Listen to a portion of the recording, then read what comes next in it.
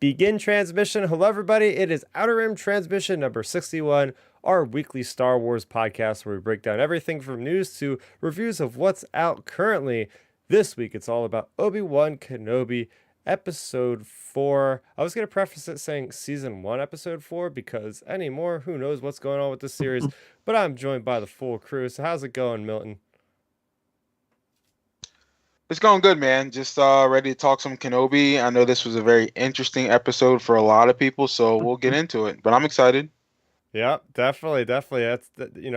In this current day and age, having Twitter, it's like the sounding board. Within moments, you know whether people are good or on the fence or just plain hate something. So it's definitely interesting time and place we live in compared to like when the special editions came out, for instance. How's it going, Ben? Oh yeah, it's going really good, I would say. I I agree with you. When it comes to consuming this type of like media, whether it be Star Wars or any other property, like I mean, we saw it with the Halo show every week. Every basically as soon as the show comes out, like nowadays with the power of Twitter, everybody's a critic nowadays, basically. So everybody is giving their feedback right now, and the way Twitter trends go, like if you're on one side of things liking something or not liking it, then that can get people riled up on Twitter, and you see all kinds of conversations and chat and things like that. And that's you're getting instant feedback and instant discourse immediately within minutes of finishing an episode or a movie or something. So it's definitely a different time we're living in terms of media consumption. Yeah, it certainly is. So this week is a little bit different than last week. I will preface that for everybody listening and watching. We had probably the biggest packed episode last week, talking about not only 3 episodes of Obi-Wan, but an entire recap of Star Wars Celebration. And like you might have expected, we started this week and ended this week with basically zero news, other than a couple of rumors out there, which I don't even know if we'll mention. We're basically be breaking down Obi-Wan Kenobi. I do have a fun little sidebar that we're going to start with after we get into like our week with Star Wars this week. But before we get started with that, even if you are listening to the show, thanks for listening, and please share our podcast with anybody that you know that is interested in Star Wars. We want to expand our positive Star Wars reach out to everybody. And if you are listening, you can also watch us live every Friday at 9 o'clock Eastern. You can also check out our merch at teespring.com. Outer Rim Transmission, search that up. And we are available everywhere on podcast platforms, from Spotify to Google to Apple. We're everywhere. So with that being said, I know it's been a couple weeks. We didn't really have time to even talk about this last week, but has anything of note happened in your lives this week pertaining, of course, to Star Wars? Actually, something happened yesterday. When I was taking a little break during my work day, I was walking downtown looking at some of the local shops, and this one little store has like these vintage like 80s t-shirts and like toys or candy or whatever. And they actually had like these Star Wars, like the original trilogy drawing designs on like t-shirts. Oh, And I was actually looking to buy, I think, like Empire, but like they didn't have my size. But what was cool though about their store was very much all about the vintage, like material of the 80s. So it was cool seeing that, because there was like a whole bunch of ET stuff, um, oh, a couple Indiana Jones items. But it was like, oh, okay. Well, I mean, and, a lot of it wasn't Star Wars, but very much it was Lucasfilm and that impact that it's had. yeah. So it was cool to go back and see like some of the Steven Spielberg movies that were on TV or on t-shirts, but they didn't have my size. So that's what kind of sucked about it. And then he had like these old, I thought they were the old VCR tapes, Ooh. but they're like diaries. They look like VCR Oh. boxes, but they're like Star Wars diaries. So you can like use that and like write into it. It was pretty dope though. But I was like, okay, like it was cool to see vintage stuff turn into like merchandise, and I didn't realize it was that close to my office. Yeah, you mentioned like just old journals, and instantly I thought of The Last Jedi with Yeah. Luke, the ancient Jedi texts. But that's neat, like walking around your neighborhood and still finding out these little spots that you didn't know exist, and the kind of memorabilia they have there, because those hole in the wall places are the type of places where you'll find the best stuff that, sparks your imagination, be like, hey, I remember this, or this even predates me, so that's pretty cool. Right. Yeah, I've always enjoyed that. I mean, I've always been into checking out those local mom and pop stores because you never know what's in there. Yep. What about you, Ben? What have you been up to these days with Star Wars?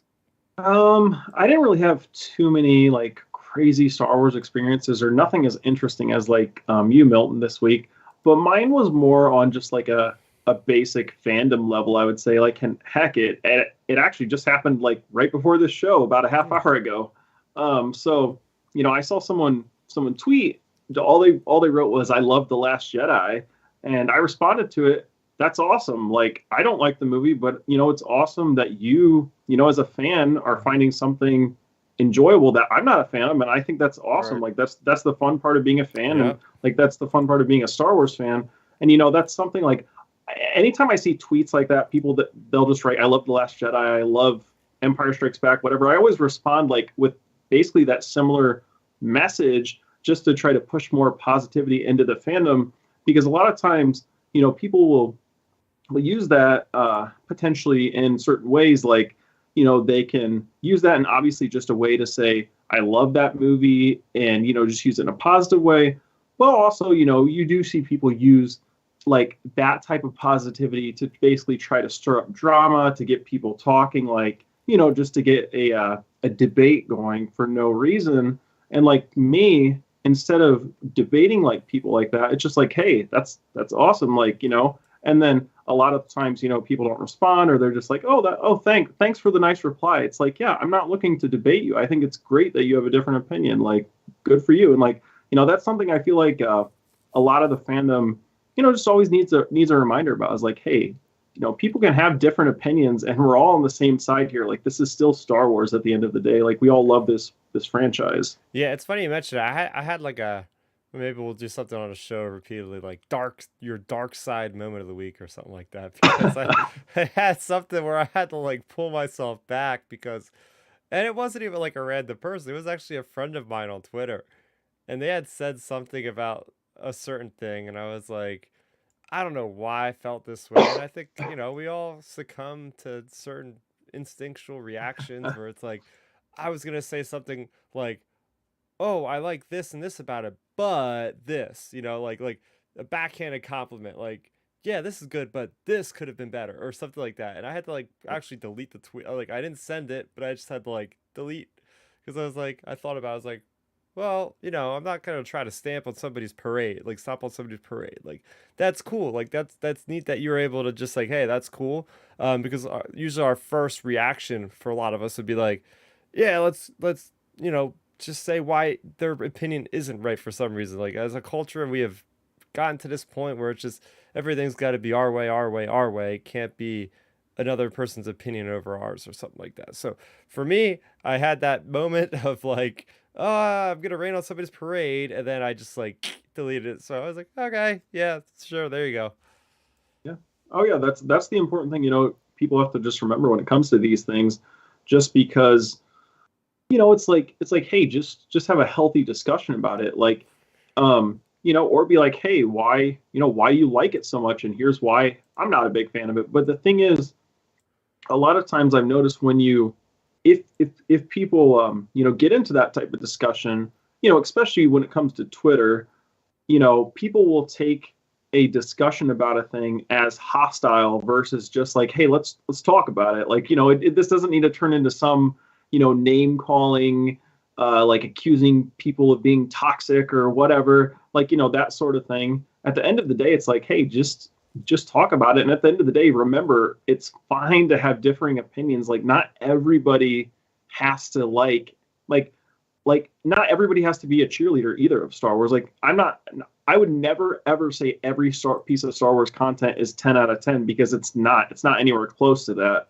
So, the thing is, I mean, that's my opinion. Sure, there may be some people that view it that way, but like that, and that's fine. And differing opinions is totally cool. And a lot of people just don't remember that, because it goes back to our opening point about, social media being on hand right away to be like an instant critic. Everybody's ready wanting to have the right opinion about a topic, whether it be like Kenobi, for example, this week. We'll get into talking and reviewing about that here in a few.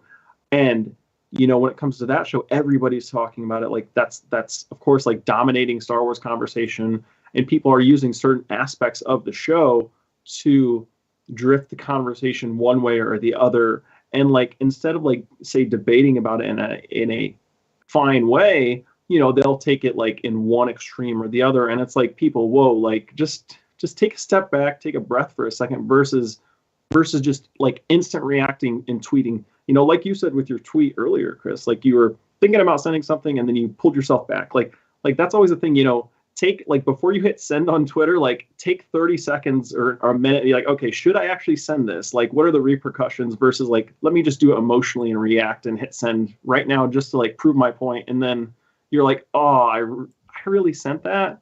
So that's something people just need to be aware of when they're debating and talking Star Wars, in my opinion. Yeah, one final note before we move on here. I don't know who to credit this to, but somebody had started a good tweet or a tweet thread about, it's the way fandom is. It's like so yes or no. It's so opposite of one another. Somebody says something, no, you're wrong, or something like. There's not been a lot of good, healthy discussion where it's like, okay, there's a certain way of disagreeing with somebody in a respectful way where you're like, okay, I see what they tried here. In my opinion, I would have liked it if it was more like this because of this could have affected me. Where it's like, oh, you're stupid, you're terrible because you believe that. Why Yep. can't we just have respectful, more of those respectful conversations and more discussions rather than just criticizing somebody literally personally in your own criticism. So. Oh yeah, I completely agree with you. So I'm going to move on to something a little bit more bright and cheery here. Yep. Literally, this is going to brighten up anybody's day because it certainly brightened up mine. I have a Jedi holocron. So this thing's Oh really cool. So wow. you twist. This is from Doc on Dars. You twist both of these, and we got this cool sound effect. And I don't know if somebody speaks. I've never had it on for a very long time. There is a Jedi crystal that you could actually put in, a Kyber crystal you could put in this thing. I got a green one, and it actually will change the color. And you could also use the same crystal in a lightsaber that you buy from Savvy's, but I don't know if this is just going to keep looping, or I thought maybe somebody talks, like a secret message or something like that, but I mean, this is one of the cooler things, because, like I said, I bought the Cal Kestis lightsaber, and I seen these on the wall, and I was like, oh, I gotta get me one of these because Cal Kestis has a holocron. But yeah, I guess that's all it does. Yeah, that is pretty sweet. That's really cool. Like I actually haven't seen one of those like as like a physical item you could buy. So that's Right. pretty sweet. Yeah, I figure out literally, it's like it's unique. It's something that, like you said, I can't find anywhere else. So hell, might as well buy Yeah. it. Pretty cool little Jedi art. They had Sith holocrons, and I was like, I'm gonna go light side on this one. So, I'm getting into this little fun segment we're gonna have here. So a while ago, a buddy of mine, he works in a publishing branch company, a printing company, and all the time he's like, "Dude, do you have this book? Do you?" And he's like, basically getting me free Star Wars books, but half the time, literally all the time, like, "Dude, I already read it. I already read it. I already read it." Until one day he gave me this. And it is the Star Wars. Let me read this here. This is from 1997, Okay. Diplomatic Corps entrance exam.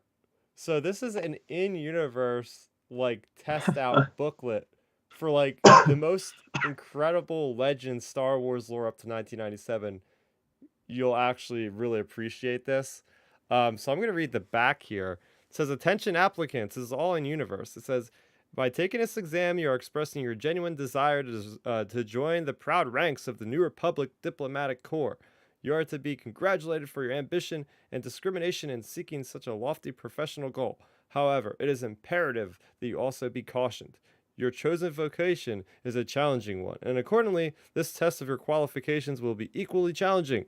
But don't be intimidated. Be empowered, for only the confident few will succeed." So This is like this is so cool. So I figured we'd take a few minutes. I'm gonna pop this little book open, and I'm gonna Okay. just start asking you two these questions and seeing how precise and how up to speed on all this lore some of you guys are.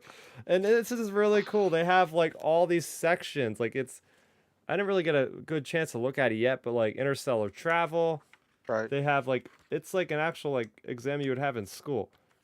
They have That's great. sociology and anthropology. See, that's ridiculous. This is so cool, man. And this is from 1997. They have technology, and they have and the inside of the book is just they just have it's like an actual school test here. Look, they have actual schematics of droids. Okay. What in the world? Um, so I'm gonna just go through a couple of these and see if you guys know them off the top of your head. I'm gonna just randomly open to a couple pages here, and we're gonna. Whoa, there's like some fighters in here that are from. Like I don't even know what that TIE fighter is. It's like right by my thumb here, like this thing over here. Yeah. Oh yeah, no. I can't. Yeah, I can't see it. I think that's a Z95 headhunter. That is so cool. Like, this is awesome, man. Oh, Yeah, they I've they definitely have never maps. seen They have anything maps in like this that. thing. They gotta Oh make like a wow. canon version of this now. This is like freaking almost 30 years old. This book. All right, I'm gonna just Oh, okay. But the problem is I'm gonna have to find the answer key. So I did not prepare very well for this because there should be an answer key in here somewhere. Okay. Maybe no Okay. answer key since it's for students. Yeah, it's like if you look at the sources here, they have the entire like Legends Oh books wow. here. It's like Oh, is it like just I guess go back to reference? yeah, like the Crystal Star, which is my friend Matthew from the Geeks Addict's favorite book of all time. It's terrible. Um, Mhm. Dark Apprentice, Dark Empire, all those classic Legends books. The Last Command, Return. They have novelizations as sources in here. The Return of the Jedi novelization. Oh, okay. I found the answer key. All right, so let's. All right, I'm gonna go through. We can go through like maybe one section today. Maybe we'll like bring this back like every once in a while because this could be really fun to like have a regular segment of just having you guys answer these. Of course, I can't participate, but let me we'll start at the beginning of the book. Why not? So we're gonna go to events in history. Okay, cool.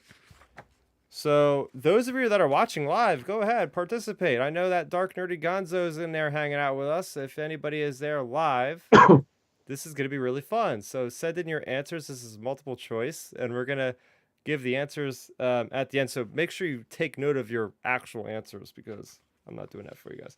All right. Okay, so history with events. All right. When Darth Vader boarded her ship, Princess Leia hid the Death Star plans. Oh, this is a giveaway. Some of these are really easy and some of these are really difficult. Mhm. A, her hair. B, R2D2, or C, an escape pod. It's R2D2. R2D2. All right. Okay. I mean, Number. technically, it could be an escape pod because R2D2 Technically. was on the Maybe you guys should escape like. pod. I did such a good job preparing. Maybe guys should like pull out your phone and just like start jotting down, just like the letters and stuff, so we can compare notes at the end. Okay, number 2. After leaving Cloud City, who left to search for Boba Fett?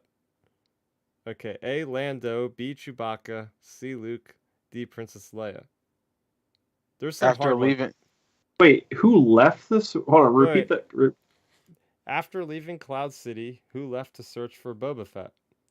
A. Lando, B. Chewbacca, C. Luke, D. Princess Leia. That's a tough one. They all that's went to find big. them. I mean, pretty much it's A and B because at the end of Empire, Chewie and Lando are in the ship or in the Falcon to go find Han. Yeah, locate Okay. Boba. Yeah, it's weird. Like what? I will give you a hint. There are multiple answers in this.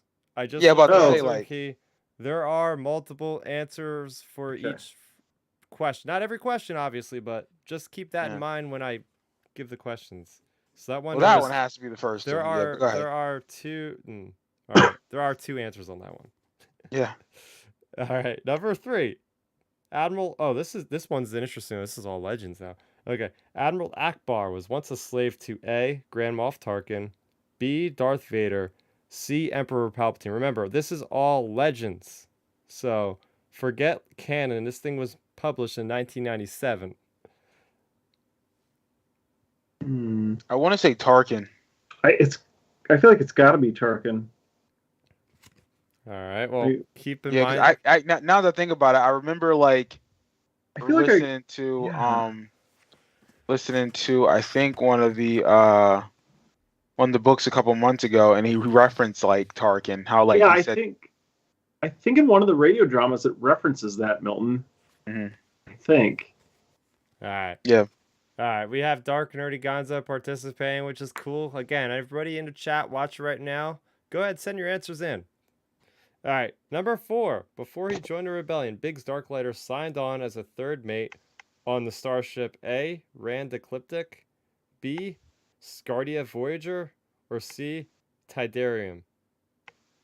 The only one that I recognize is C. Tidarium.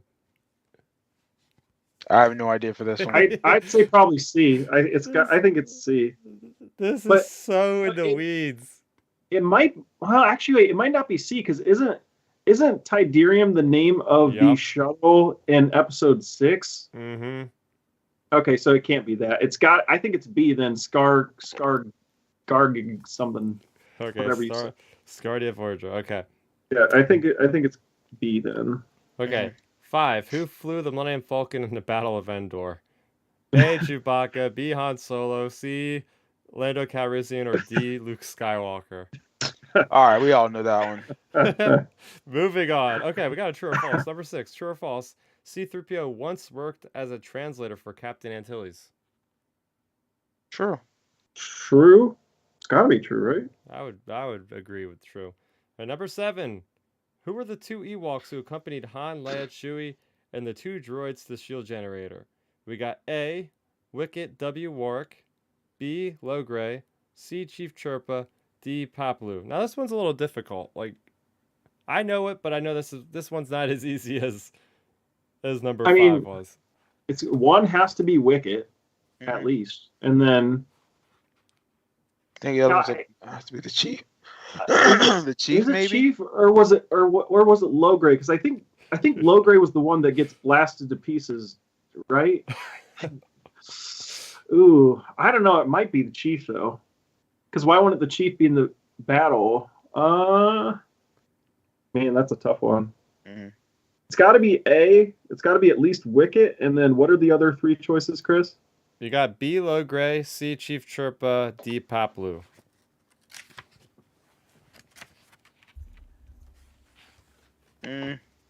I think. All right. I think I'll go with C. I think I'll go with C with Chief Chirpa with A and C. Okay, moving on. All right, number 8. Who fired the shot that destroyed the second Death Star? A. Luke Skywalker, B. Wedge Antilles, C. Biggs Darklighter, D. Lando Calrissian, E. Han Solo, F. Leia Organa. I felt like, is this one multiple answers? Because I feel like this was 2 shots. Because I think it was one by Lando, and there's another one by considering there's like more choices than usual, it probably is multiple. I think it's Wedge and Lando. We'll go with Wedge and Lando. Okay, number 9. Ewoks first captured Han, Luke, Chewbacca, R2-D2, and C-3PO. A. Using spears. B. By stealing their blasters. C. With Leia's help. D. By using a net/trap. Trap. All right. 10. The founder of the Rebel Alliance is, this one's tough. A. Mon Mothma. B. Leia Organa. C. Bail Organa. D. Biggs Darklighter. Ooh. There's multiple answers. Legends, so I don't know who. All right, I'll give you a hint. Let me see if it's multiple answers. Yeah. Give us a hint on this one, because this one's. Nope. I mean, it's single answer on this Single answer. I'll go Mon Mothma then. Yeah, I was gonna say. I feel like Milton. I think So think about it. This was made in '97, so Mm. that means Bale was just blown away in the original trilogy, and he hasn't even been cast yet. So it's gotta be Mon Mothma. Right, but remember the radio dramas, like he was around, like Oh, and that came out what ooh, 70, that 78, came out in '78. 78 Ooh, and 80. that So would have like been before Mon he Mothma. they made him important. So I'm thinking like it could be him because he Ooh, knew about the rebellion the whole time. that's true. All Ooh, right. man, that is. Select your answers. I go with Moving. Mon Mothma just to Yeah, be I'm saying I'm safe. sticking with that. All right, moving on to number 11. Good luck with this one. When General Riken picked up an Imperial Pro Droid, it was in Zone A, 66, B, 12, C3. I don't remember any numbers being in that movie. Unless this was like in a novelization or something. Unless they reference it quick, I don't remember. Yeah, I don't remember that. Hold on, wait. What were the numbers again? I'm thinking it. Okay, A, Okay. 66, B, 12, or C3. Oh man, I've seen this movie so many times. I feel like I think it's 3. I think I it's think. 3. Yeah, 3 sounds. I was just going through my head like hearing him say the line. I feel like it's 3. Yeah. Okay, moving on. In the Battle of Hoth, Wedge Antilles flew as A, Rogue 3, B, Rogue 8, or C, Rogue 2.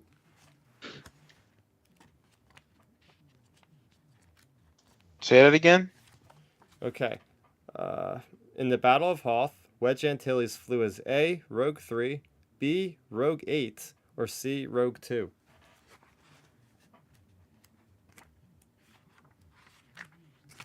Hmm. I'm not sure. I feel like it's either got to be Rogue 3 or Rogue 2. I think because it wouldn't be 8. It can't be 8. I don't think, anyways. 3, I'll 2. go with Yeah, I'm Rogue not 2, sure. I guess. I'll go with Rogue 2. Rogue 2. Okay. Just to clarify, there's like 60. I looked it up. This is the biggest section of the whole book. There's 60 Mm-hmm. questions in this particular thing with events, so we're gonna just go up to question number 30 today, and we'll call it a day on this. Yeah, there we go. Because we'll be here all day if we're going. All right, number 13. When it arrived on Cloud City, the Millennium Falcon landed on platform A 327, B 237, or C 732. I think it's 327. Yep, I think so too, Milton. Oh wait, there's more numbers. D, it was on the other page. Sorry, D 273, E 372, F 723. I have no idea. I think Yeah, I think it's 327 327. sounds right. All right. Okay, number 14. Who was Bausch or Boosh? A. Han Solo, B. Princess Leia, C. Luke Skywalker, D. An Ubez bounty hunter. Definitely That's Leia. wait, that's a trick Ooh. question. Ooh. Bounty hunter, right? Yeah, then it's got to be the bounty hunter, All right, bounty hunter. especially for the time period. Yes. I'm so happy this guy gets a shout out. My favorite character, or one of them, number 15, Dash Rendar. A was gold leader in the Battle of Yavin. B took down an Imperial Walker in the Battle of Hoth. C helped rescue Han Solo from Jabba the Hutt's palace. Hoth. Hoth. Wait. Well, yeah, right? Yep, it's Hoth. Yeah. You fly that mission. Yeah. Yeah. Oh, that's great. I loved it. I was wondering if a Shadows of the Empire question would come up. Even video games are represented. How freaking cool is that? All right, number 16. Luke Skywalker's gunner, Dak, died when A. He was hit by the weapons fired from Darth Vader's TIE fighter near the Death Star. B. In hand-to-hand combat on the Death Star. Or C. When an AT-AT's weapon fire hit Skywalker's snowspeeder on Hoth. C. Yeah, it's C. Okay, Okay, so Dark Nerdy Gonzo is also chiming in on Dash Rendar. B took down an Imperial Walker. Cool. All right. Okay, we're gonna go to number 17. When pinpointed the location of the second. Sorry, let me read that for a third time. Who pinpointed the location of the second Death Star? A. R2D2. B. Mon Mothma. C. Admiral Akbar. Or D. Bothan spies. Spies. Spies. Yep, and I'm still waiting for that story told in canon. I mean, we're in that era right now in between Empire and Return of the Jedi and the comics. Like, come on, when are we getting the Bothan story already? Anyway, it might be like, Yoda's whereabouts with Dagobah and his species. They might just never tell us. All right. Number Mhm. 18, Lando Calrissian turned Han and Leia over to Darth Vader in exchange for A, credits, B, safe passage out of the Empire, C, protection for Cloud City, or D, protection for Kessel. Cloud City. Cloud City. Okay. Number 19. When Darth Vader tried to destroy Majora's School, who saw the Empire's strategy in a dream? Okay, so this is like some really deep cutted stuff. A, Luke Skywalker, B, Bird, C, Anakin Solo, or D, Mara Jade. Wait, say that one more time, Ooh, because I have no idea what they're asking. I have no idea. Okay, when Darth Vader tried to destroy Majoris School, it's Myoris apostrophe possessive school. Who saw the Empire strategy in a dream? So I Darth have no idea. I Vader is don't I know would- this. I would guess and reach probably Mara because think maybe Milton, maybe she was working with the Empire at the Yeah. time. Maybe. Good. Maybe I don't know. That's really tough actually. That's That a mega term- deep cut. Majoris doesn't ring any bells. That had to have been like a one-liner, in one of the books. Yep. Number 20, so we got like 10 questions left for today. In the Battle of Hoth, Luke Skywalker flew as A, Rogue 2, B, Rogue Leader, or C, Rogue 5. 5. Yeah, 5. I feel like his number's 5 in just about everything. Okay. Number 21. Lando Calrissian was promoted to general based on his performance in A, Cloud City, B, Jabba's Palace, or C, the Battle of Tanab, which we also haven't seen yet. Definitely Battle of Tanab. Tanab. Yeah. Yep. 22. Who was the first Ewok to make contact with the rebel forces in the Battle of Endor? A, Wicket W. Warwick, B, Logray, C, Chief Chirpa, or D, Paplu? Wicket. Yeah, I don't remember this one. I'm sure I know if I watch the movie again. Wicket's the one, Milton, that makes contact with Leia. Oh, that's right. Yeah, because he pokes her a couple times. Yep. And she freaks out. Yeah, and he's like, Yeah. Number 23. True or false? Luke Skywalker sponsored Skywalker Technical Maintenance Service for young pilots on Tatooine. That's a cool factoid. Is that true or false? So he sponsored a technical school on What? Tatooine. For young "Ooh, pilots. man, this is a mega deep cut." Yeah. I mean, I don't know. Just pick. Maybe I don't know, man. That's tough. Yeah, 3, 2, Yeah, I have no idea. 1. I'll Just say false. pick one. False. All right. False. 24 in the Battle of Yavin, Biggs Darklighter flew as A, Red 7, B, Red 11, or C, Red 3. I think he was. I want to say Red 11. Was he red? Was it 7? No. Okay, I want to say 7, but I feel like that's not right. because just think. Let's run through it. Red Leader was the main guy, the southern sounding guy, and then you got Red 5 was Luke. I don't remember Wedge's number. 11. I'm trying to replay the battle in my head and like how the call signs went. I think. Wait. Okay. Wait. What were the numbers? You read the multiple choice, Chris, please. Okay, Red A is Red 7, B, Red 11, or C, Red 3. Oh, Red 11, it's 11, I think. 3, 2. Wait, it just sounds One. like. Wait. Actually, I think Red 3, Milton, because think the way the order the camera cuts. It goes Yeah. Red Leader, and then Luke, because Red he's 3, like Red Luke. 3. Blah, blah, I blah. don't know why. Yeah, I don't know why I thought like it was 7 or 11. I don't know why I kept thinking that, but yeah, we'll go Red 3. We'll go Red 3. yeah. All right, number 25. In the Battle of Yavin, the first attempt to blow up the Death Star was made by A, Han Solo, B, Wedge Antilles, C, Biggs Darklighter, D, red leader, or E, gold leader? Gold leader. No, wait, no, think no, no. It's I red. think it I'm was sorry. red It's leader. red. I It's think it red was because red. he missed it because like it like hit on the surface. Yeah, because he goes hits away. Yeah, because gold leader was Y-wing. they're Y wings. Yeah. So this next question, I kind of already answered it for you guys. 26. What was the name of the stolen Imperial shuttle that brought the strike team to Endor's moon? A, Tidirium, B, Tina, or C, Tyran? Tidirium. Shuttle Tidarium. 27. Who was Lando's co-pilot in the Battle of Endor? A, Chewbacca, B, Nien Nunb, or C, Wicket? I know him. I think. Yeah. Yeah, Oh, 9 no. Okay. 28. True or false? In the Battle of Yavin, Luke Skywalker saved Biggs Darkslader's life. Battle of Yavin. Yeah. That's episode 4. True or false? Big Did he dark save lighter. Biggs? Yeah, he did. Does he? Because at one point he thanks him. He just said thanks, big. He's like he's looking for No.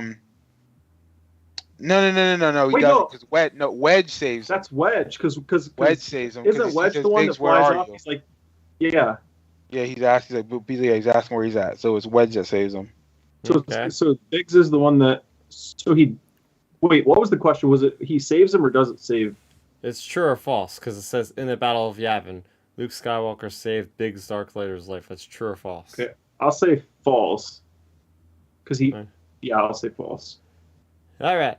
Getting down to the wire, we have 2 questions left. True or false again? In the Battle of Yavin, once again, Red Leader's proton torpedo hit its target. Who's rocket or who's proton torpedo? Red Leader? No. False. Okay. These last couple questions have been kind of easy, including this one. 30. Where did Luke Skywalker receive his formal Jedi training? A, Tatooine, B, Yavin 4, or C, Dagobah? Dagobah. Yep. Dagobah. So that's the thing. Like, some of those questions were so easy. Like, and There were some of them hard were, like, ones in there. damn near impossible. Like, the number ones, like, I was having trouble. All right, so I don't know if you guys took down any notes on these, but I'm going to read through 1 through 30 in the answer key. Yeah, I was taking down most of our notes. So we should have our All right, percentage. Cool. So you gets a higher score. And that goes for you, Dark Nerdy Guns. I don't know if you've been keeping track, man. All right, one is B, 2 is A and B, 3 is A, 4 is A, 5 is C, 6 is true, 7 is A and D, 8 is B and D, 9 is D, 10 is A, 11 is B, 12 is A, 13 is A, 14 is D, 15 is B, 16 is C, 17 is D, 18 is C, 19 is B, 20 is B, 21 is C, 22 is A, 23 is false, 24 is C, 25 is E, 26 is A, 27 is B, 28 is true, only for Biggs to lose his life a few moments later. 29 false, and 30 is C. So that 28 was like crazy because it says true and he dies later. Yeah. Right. So tally up you and Milton's answers, Ben. And Okay, we'll well- see who passed on this exam. Okay, well, we will have to. All right. I was actually writing I was writing the answers down and not the letter, so that's a little more tricky. All right, let me go back real quick. Okay. All right, so Just I wrote down the answers and the One letter is- for some of them, so just Yeah. read the correct answer. one is R2D2. 2 is Lando and Chewbacca. Okay. 3 is Grand Moff Tarkin. Okay. 4 is Rand Ecliptic. All right, so 5 is Lando. 6 is True. 7 is Wicket and Paplu. 8 is B and D. Wedge Okay. and Lando. Yep, so they both Okay. shot it. All right, 9 is D. 9 is D. Using a net trap. Okay, this was the one you had a question on. The founder, according to them in Legends, is Mon Mothma A for question number 10. Okay. 11 is 12. I don't know if any of you got that one right. Nope. 12 is Rogue 3. Wait, really? Oh, I was totally going to guess Rogue 2 on that one myself. Okay. 13. Specific number, 327. Either of you get that? Yep, we got it, Milton. Wow. Let's See, I go. don't remember that one. 14. An Ubi's bounty hunter. That's D. 15. My guy Dash Rendar took down an Imperial Walker on the Battle of Hoth. That's B. 16. We have when an AT-AT's weapon fire hit Skywalker's so that's C. I'm sure you guys got that one. Yep. 17 is Bothan Spies. 18 is C, protection for Cloud City. Oh, I was thinking that it was B, safe patches out of the Empire. Okay. No, it's Cloud City, because he was all about. He mentions it like why he before they meet Vader, he says I struck a deal with the Empire. To keep the Empire out of here forever. Yeah. 19. This is the one that was with the Majora's School. It's B, Bird. I've never even heard of that character before. So. Nope. 20 is. I don't think you guys got this one right, because I was like thinking in my head, this is Rogue Leader for number 20. Oh, dang, yeah. Nope. Yeah. 21, I think you're confusing that with the Battle of Yavin. 21 is C, the Battle of Tanab. We knew that one. 22 is A, Wicket War. Yep, we got that one right. 23 is false, so Luke did not sponsor Skywalker Technical Maintenance Services for young pilots on Tatooine. That was a far stretch. 4 is C, which equals red 3. You guys talked your way through that one. You got that red, I believe. 25 is going to be E. That was Gold Leader. I think you guys both got that one wrong. Okay. 26 interesting. is A, Tidirium. That one was a softball. And then the rest of these are basically easy. 27, B, 9 numbers a co-pilot. 28, this one was the tough one. That was the true. That one was true. Apparently he saved Big's life, but then he soon died after. 29, false. Red Leader's Proton Torpedo did not hit its target. And 30 was C for Dagobah with his completed training. So, all right, I'll add them up. I'll add up how many we missed. So we missed 1, 2. I feel like we're pretty damn good. 3, 4, 5, 6.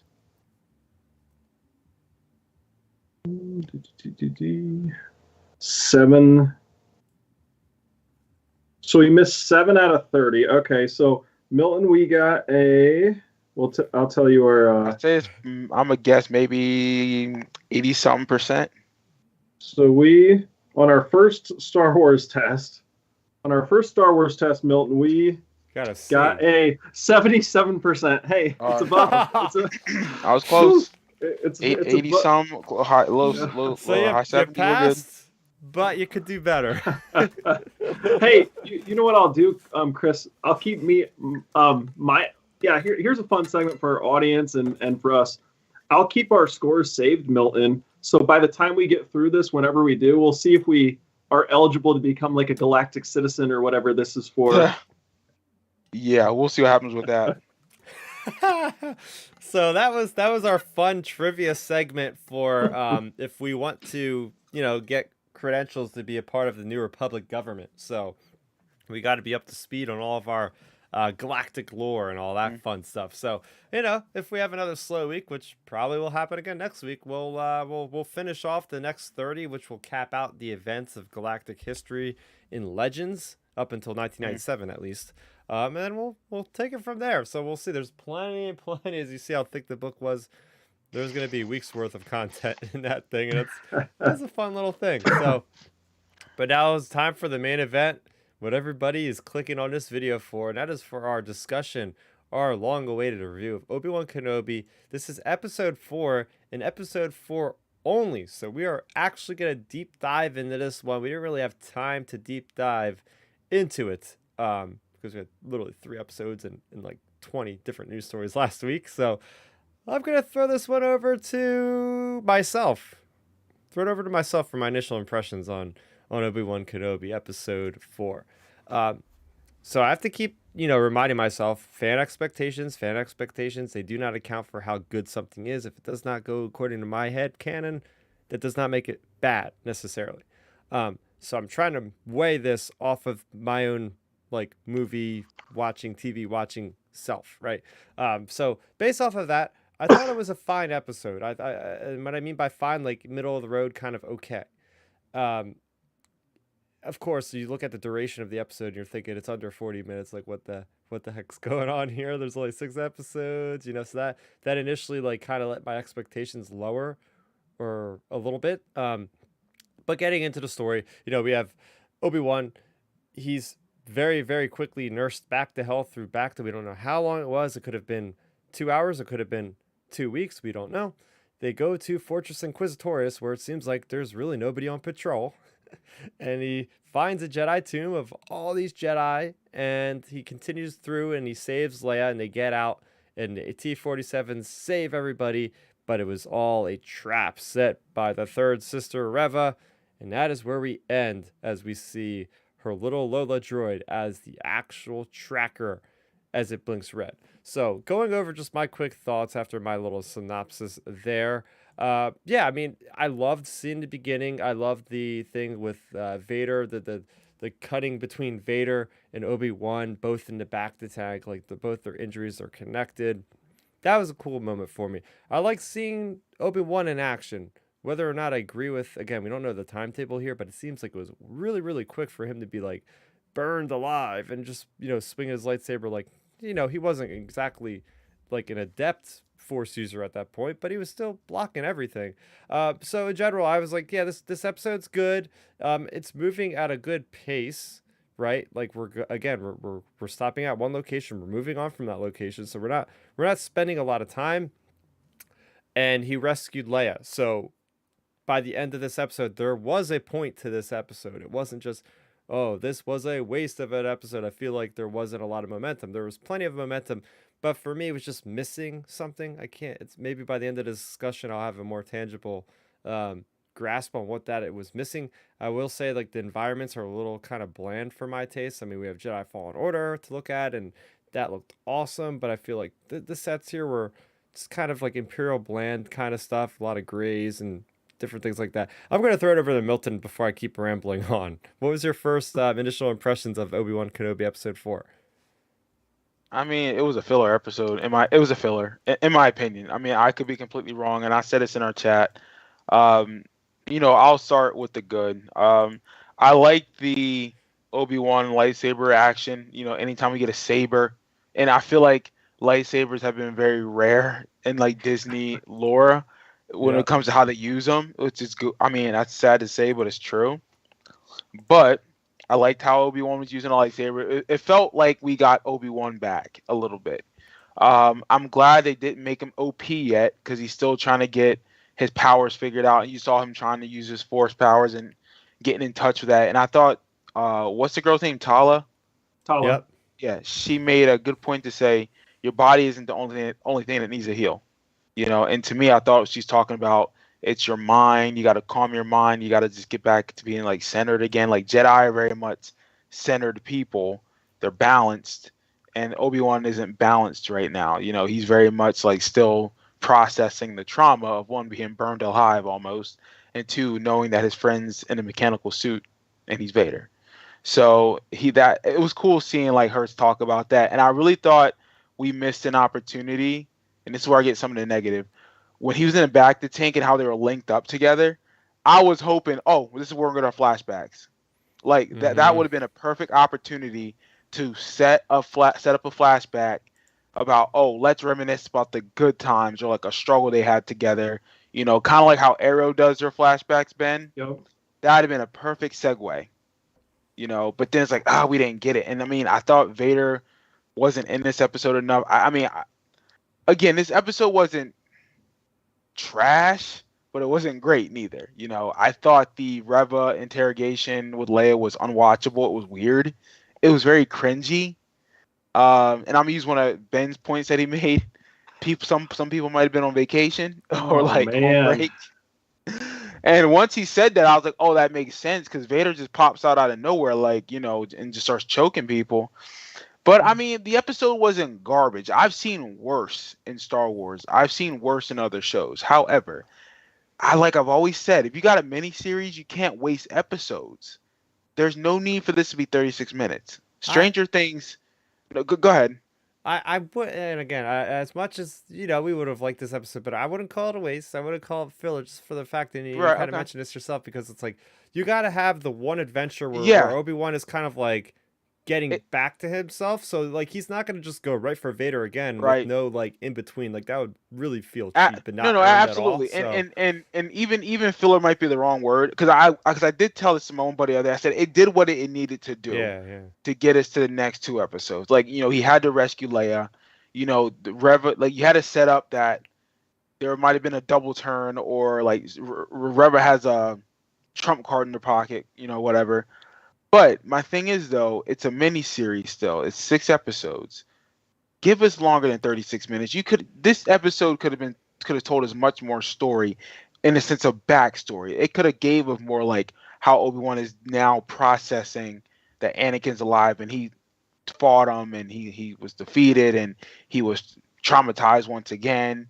You know, Stranger Things right now in their final season, they had they released 8 episodes, I think, or 7 episodes for part of their season Okay. 1 or season 4. They're an hour long episodes. Some are Whoa. an hour and 20 minutes. Damn. And it's literally, and it's like they're really giving us great storytelling because they're fleshing it out a little bit more, and there's no wasted space, in my opinion, with that show. Here, 36 minutes is not enough time. Like, it's Star Wars. There's so much story to tell, especially that this is a miniseries, and they did it on purpose. Like, if we'd have made this a film, we would have never got this. Like, we now have a miniseries. Take your time, expand it. But overall, the episode wasn't trash, but it's not great. It's the weakest of the 4 thus far. Mhm. I thought the Leia scene was cringy. Like, she's like, "Is this a staring contest?" I'm like, "What?" Like, that's too much in our world. Like, that's weird.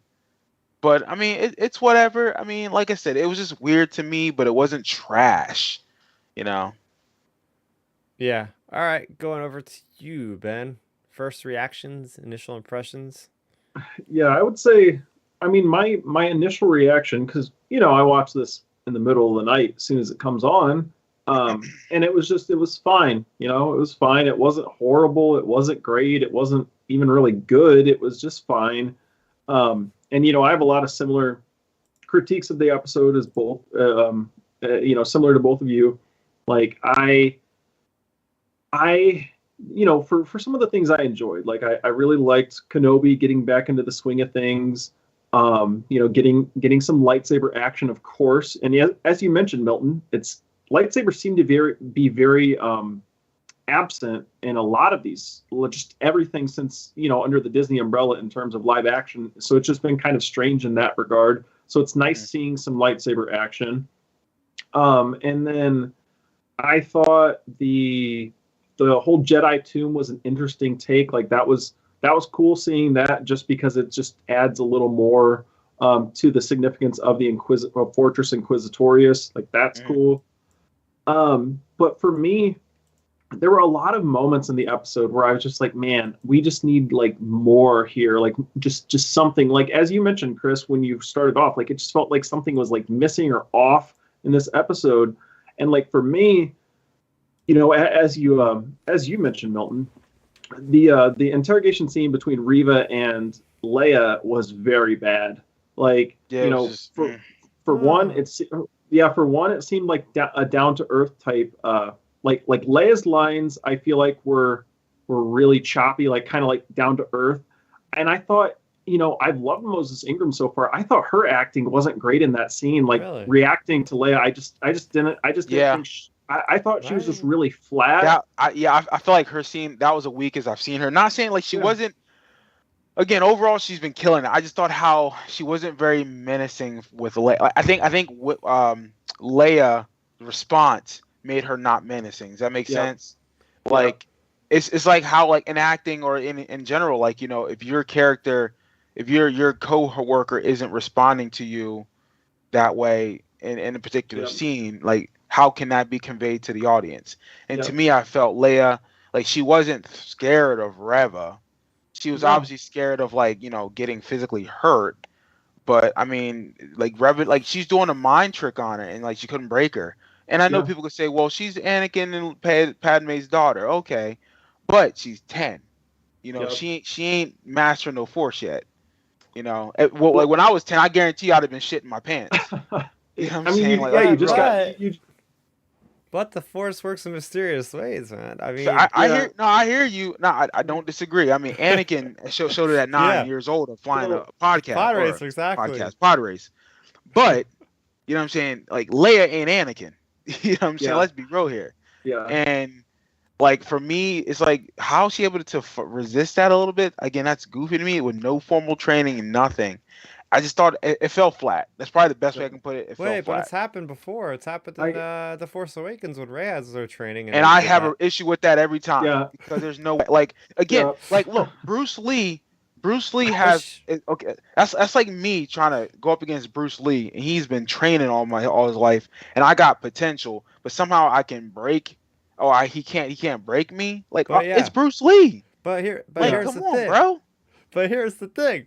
She's the offspring of Palpatine, and Um, Leia's the offspring of Skywalker. They're the two I like feel you. strongest lineages of Force users in the galaxy. Like, of I course think they I would can't. have I can't. I can't some. argue that. You're right. I can't argue that. However, in my logistics, in my head, a 10-year-old child who's never really shown any ability to tap into their power, whether it's naturally or unnaturally, like to sit there and be resistant against an Also, inquisitor who's mind you was trained by the Jedi and obviously trained by but Vader.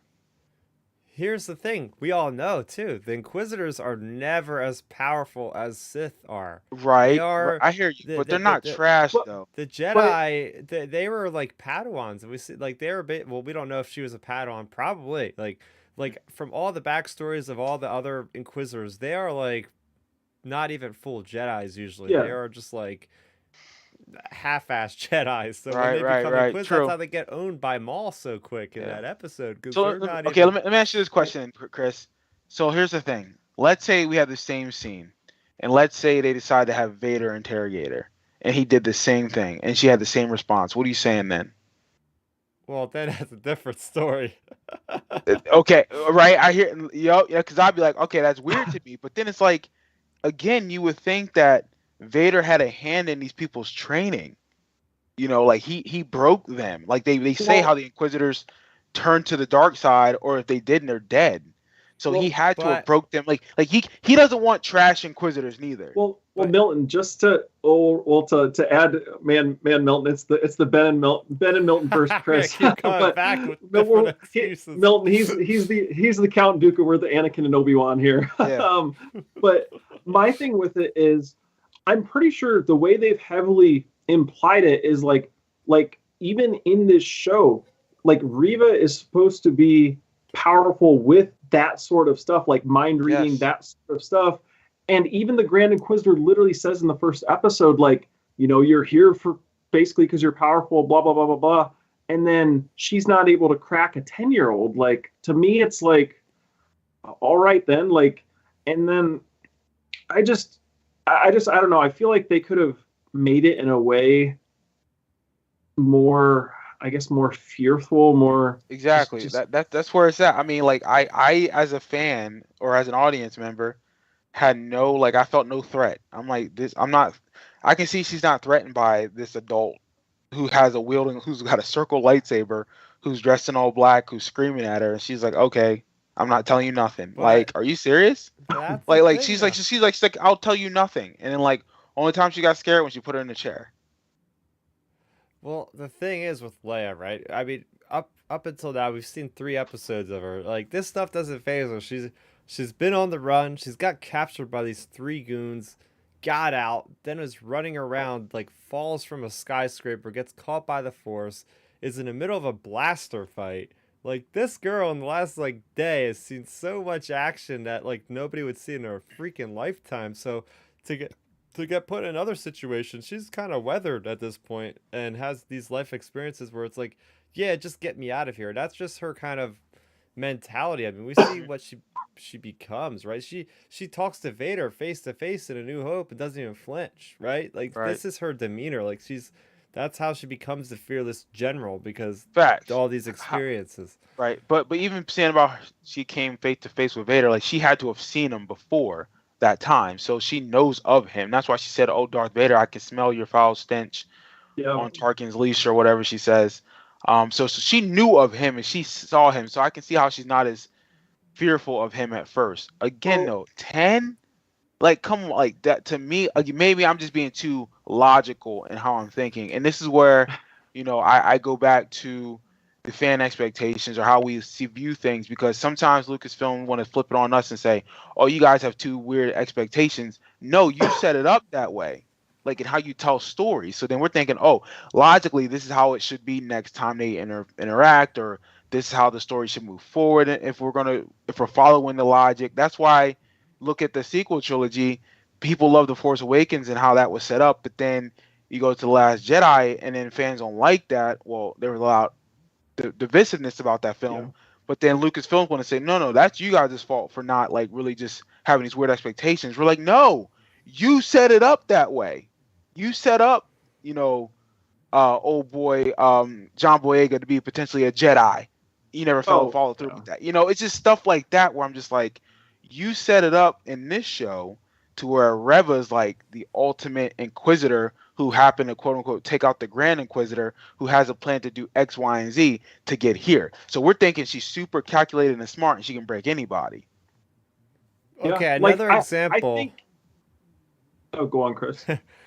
So we're looking at like ages in Star Wars as if it's like in our own society, right? Our own Right. society currently.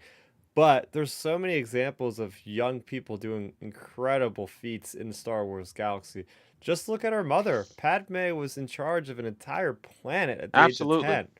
So, Absolutely. and there it goes. There, she takes her No, no, genes and her no, no. experiences Let's from let's her mother, and let's it's go like back. the She whole was not family. 10. She was like what, 14 or 15 when She she was was queen? Well, 14, I believe. she started at Queen Okay. at 10, and then There she was is Oh, there for there 4 years already. But there's a significant difference of maturity in that 4-year period of I 10 just to 14 or well, 15. all right. Here's the thing with this whole discussion here. Setting the Leia thing completely aside, you brought up an excellent point, Milton. This series so far, and we've enjoyed Reva up to this point. They've set her up as being so special. I mean, she took out the Grand Inquisitor. The Grand Inquisitor said she was so important. Vader was impressed with her. All of this stuff, and then it's like I don't know. Her character gets almost knocked down a peg because she can't like crack a 10-year-old. Like it's just like I don't know. So I think to me like that's what plays so hard in that scene. It's like between those type of implications plus just the entire the dialogue in the entire scene. I think the dialogue is what really kills it for me, just because it's like I feel like we linger on that scene for way too long, like way too long. I think it should have been more snappier, or the lines should have been more snappier and maybe more intense to like drive it home. But that's just Yeah. me for that scene. And again, this scene, harkens back to what we joked about leading into this conversation.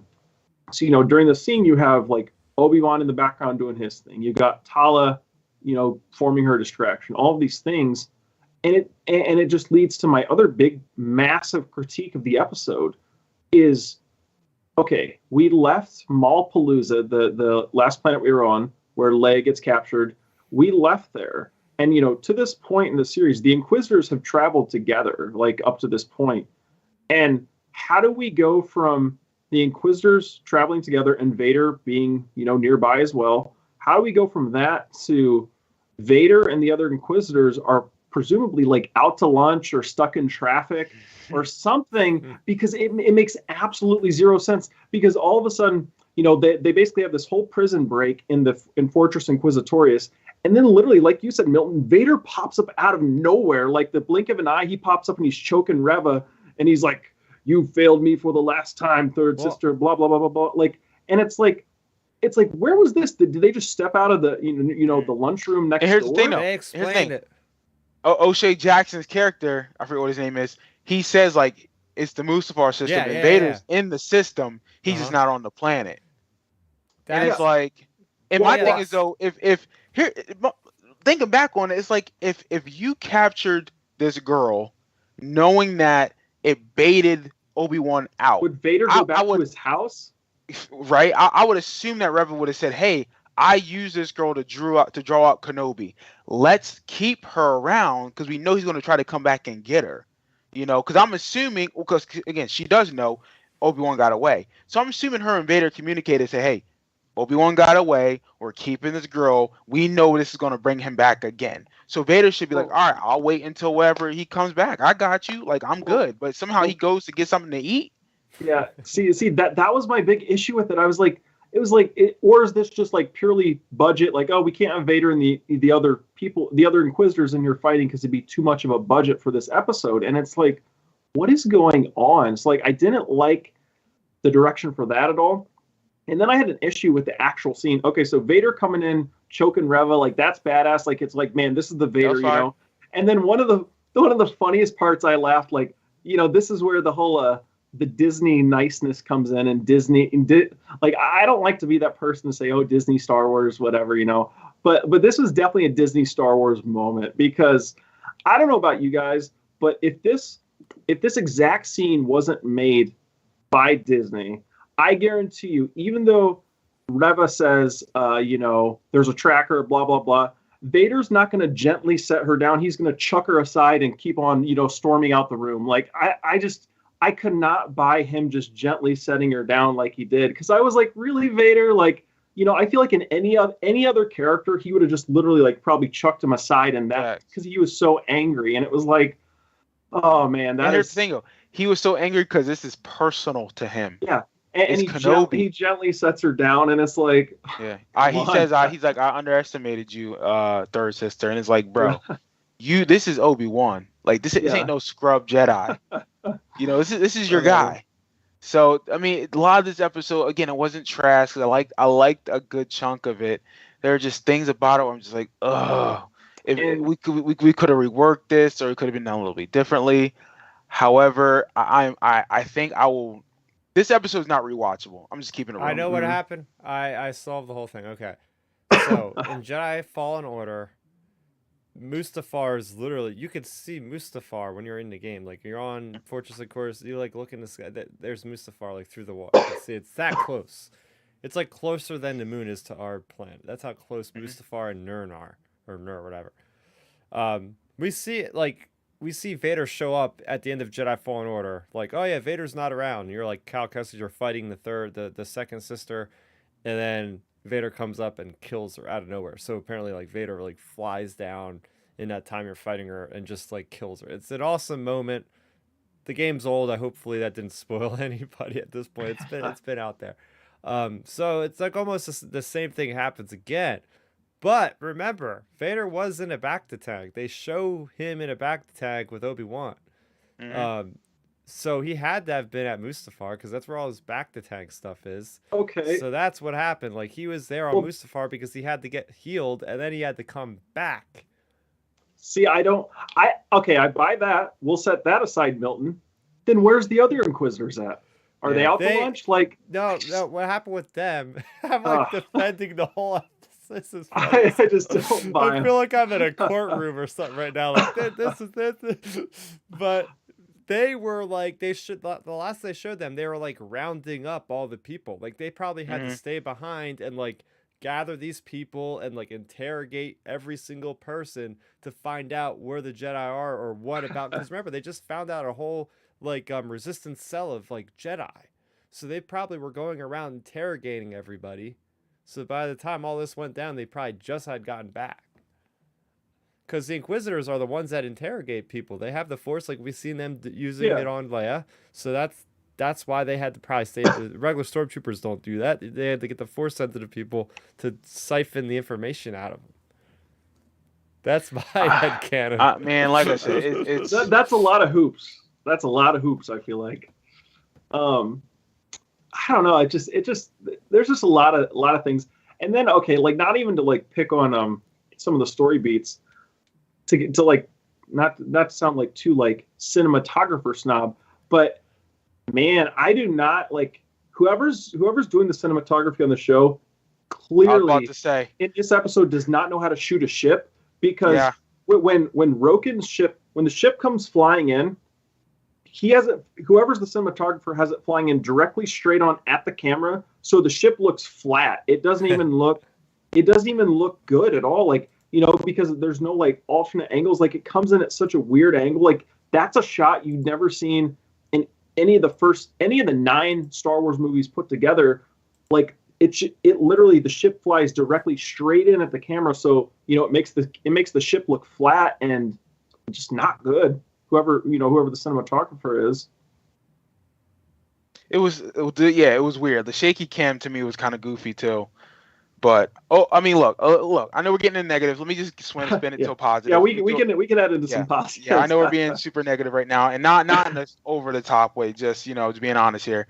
I will say, your boy had a nerd hard on whenever Obi-Wan is using the saber, and he's blocking Yep. shots, and he uses the force to stop the water from coming in. Boy, I was like, let's go, because I'm thinking Yep. this is Ben Solo. Oh, not Ben Solo. This is Obi-Wan Kenobi. This is my guy. And I actually was telling my dad this that like was that night.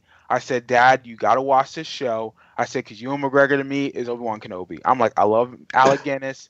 He's the OG, but I said Ewan McGregor's that guy.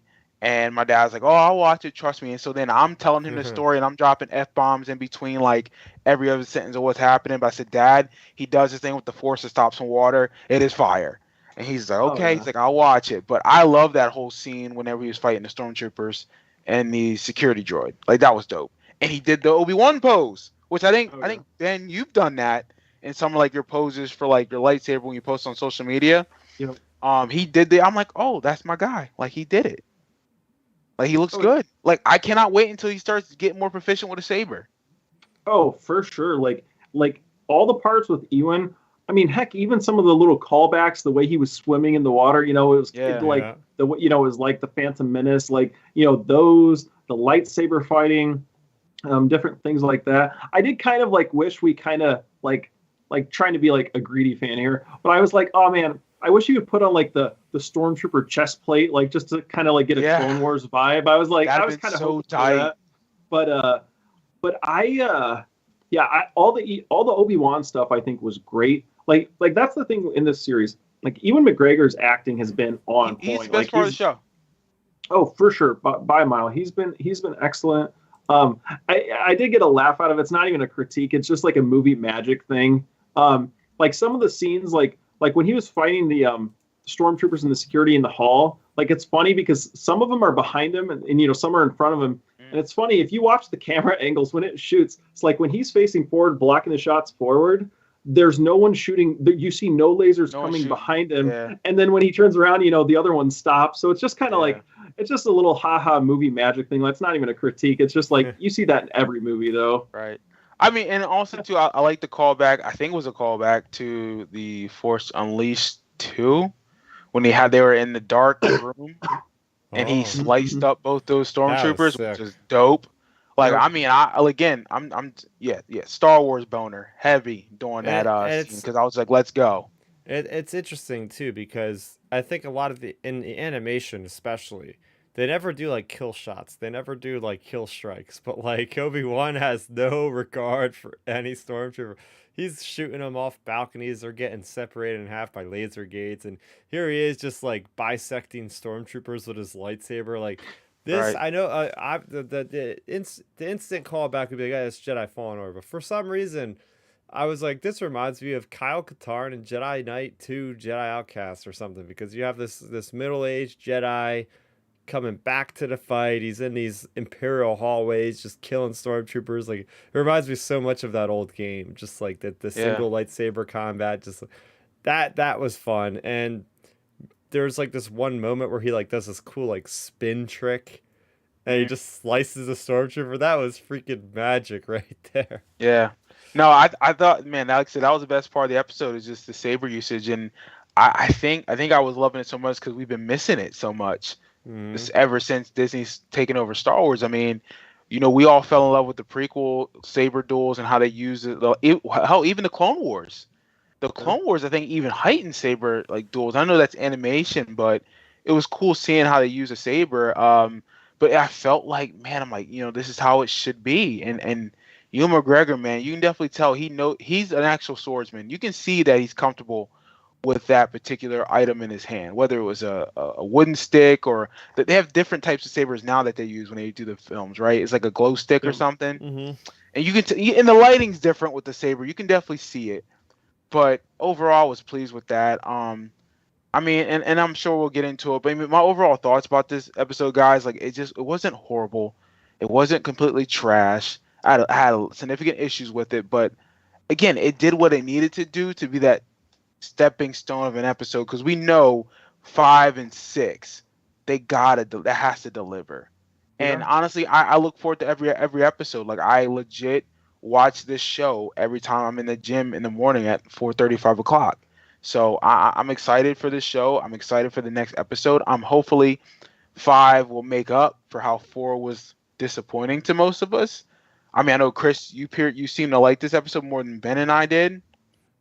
But again, it's not bad. It's not completely trash. I mean, I've seen some people killed on the internet. Oh, it's so garbage, and this was typical Disney. Blah blah blah blah blah. I'm like, come on, man. This is the best show in Disney Star Wars besides the first 2 seasons of The Mandalorian. Yeah. Hmm. Oh, for sure. I completely echo all those points, Milton. I think it was, really good overall. I mean, it was really fine overall. Like it definitely had some major issues with it, but like overall it was fine. It wasn't horrible. I mean, it wasn't near as bad as like Hawkeye or anything. Like, Oh God, it no. was definitely really, it was fine. It was fine. That's all it was. It was fine. It had good moments, like the Obi-Wan moments were good.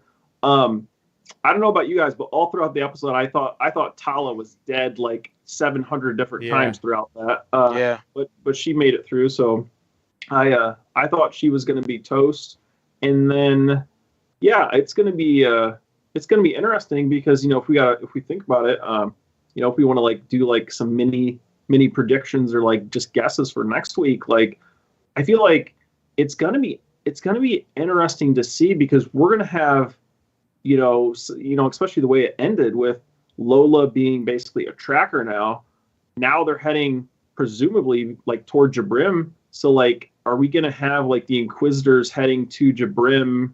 Like, are we potentially gonna get like, Obi-Wan and say if there's any Force sensitives there, like potentially, having a conflict with the Inquisitors? Because my thing I keep coming back to is we've had this whole series so far, and we haven't had the Inquisitors in action yet. Like they have to Mm. have an action sequence, right? Like, I mean, I'm just presuming, but they have to. You'd think like that. Yeah. That's what I keep going back to. I Like didn't I even feel like realize. Yeah, I didn't realize until you just said that. There really been no fighting or no duels mhm, between the Inquisitors, or that's you kind of would what think I'm 'cause that. thinking.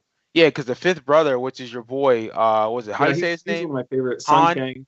Yeah, Han, Fast and Yeah, Furious. yeah, He hasn't really done anything. He just gets upset and wants to like wreck the third sister. yeah. And who's the other Inquisitor? What's her name?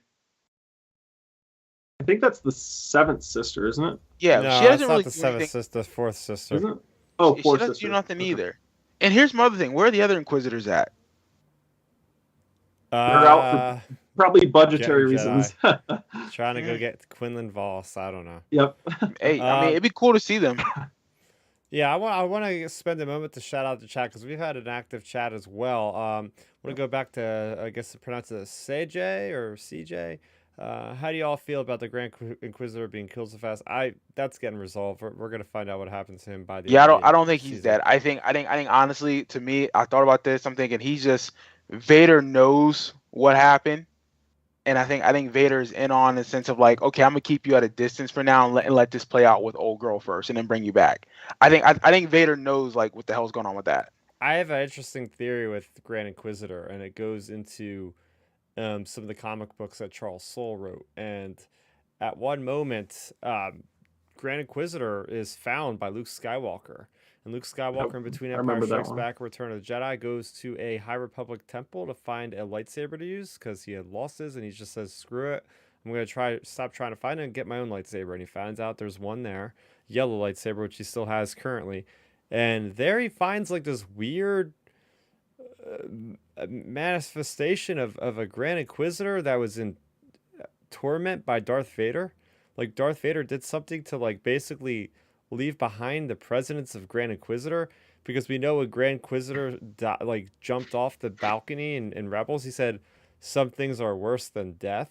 And I think Hmm. he makes a reference because I think maybe there's going to be some kind of Sith alchemy or Sith something that goes down to like bring him back to life, but like he'll never die again or something. And maybe that's where this ties into that comic book, which would be really cool.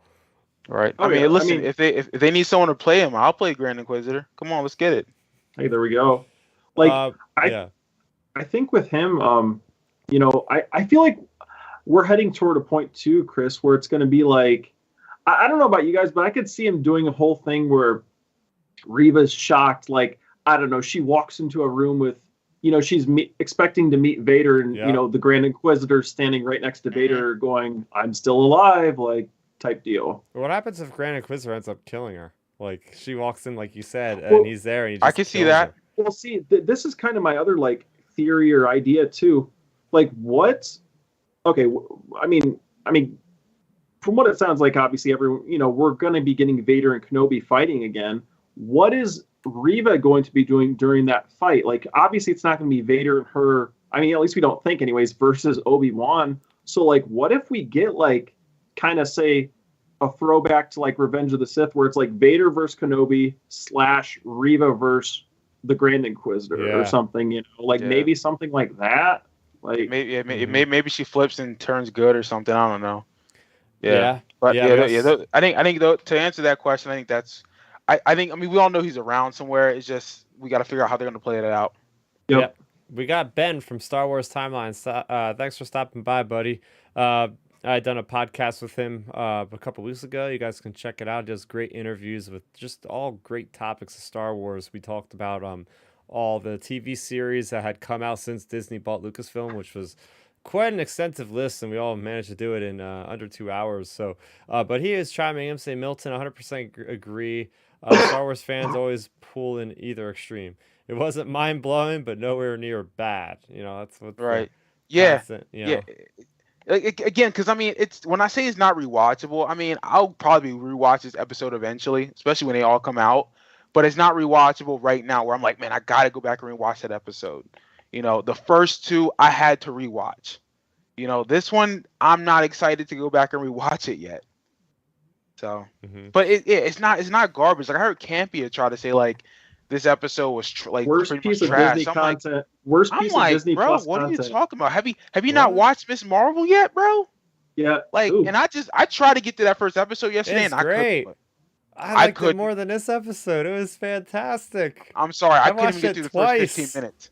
I couldn't get through the first 15 minutes. And look, I'm still haven't gotten through Moon Knight yet because I just can't sit through that.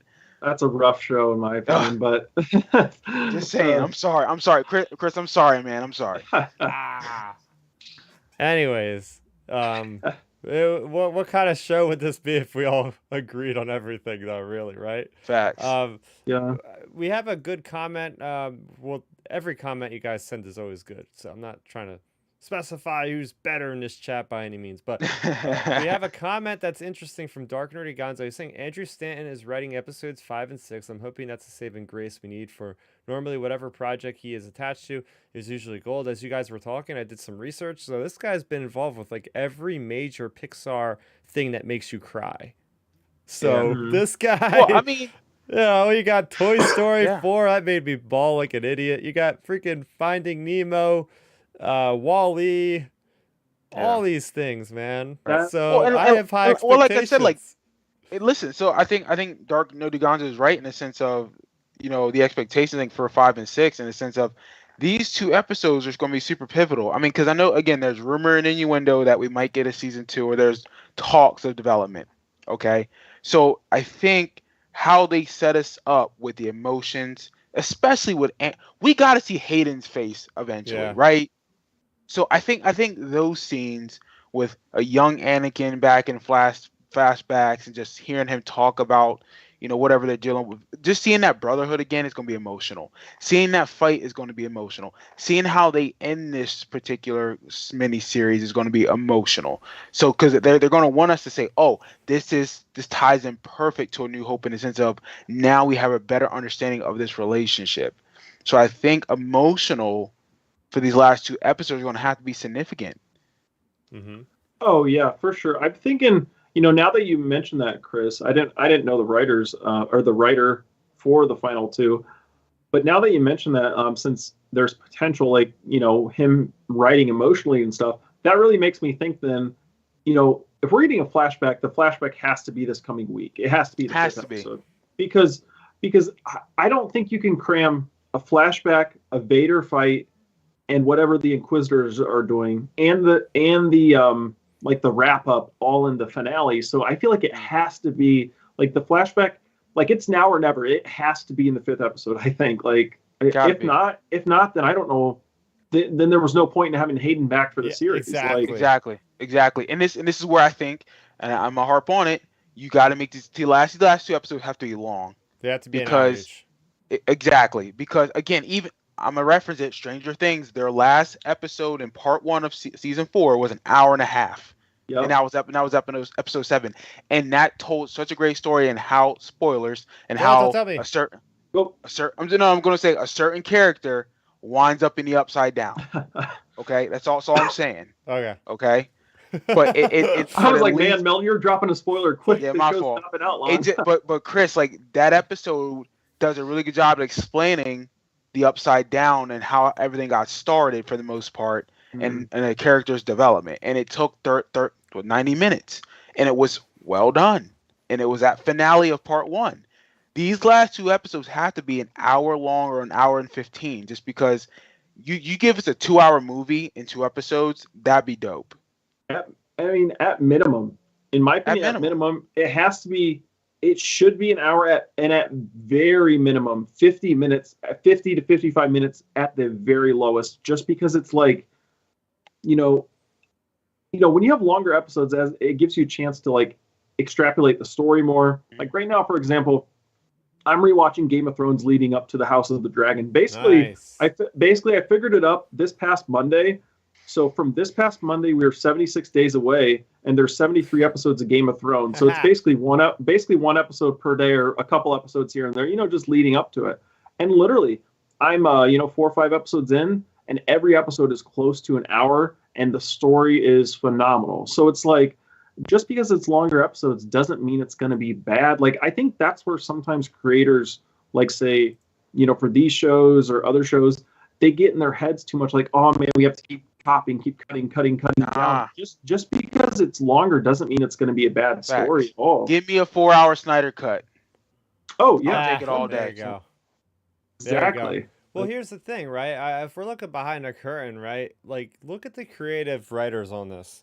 There has been so many writers involved with the story. I think like the first 2 episodes are basically what they had done for the movie, and they basically like kept that for the most part or something. Then there was another 2 writers, I guess, or Mhm. 3 or something.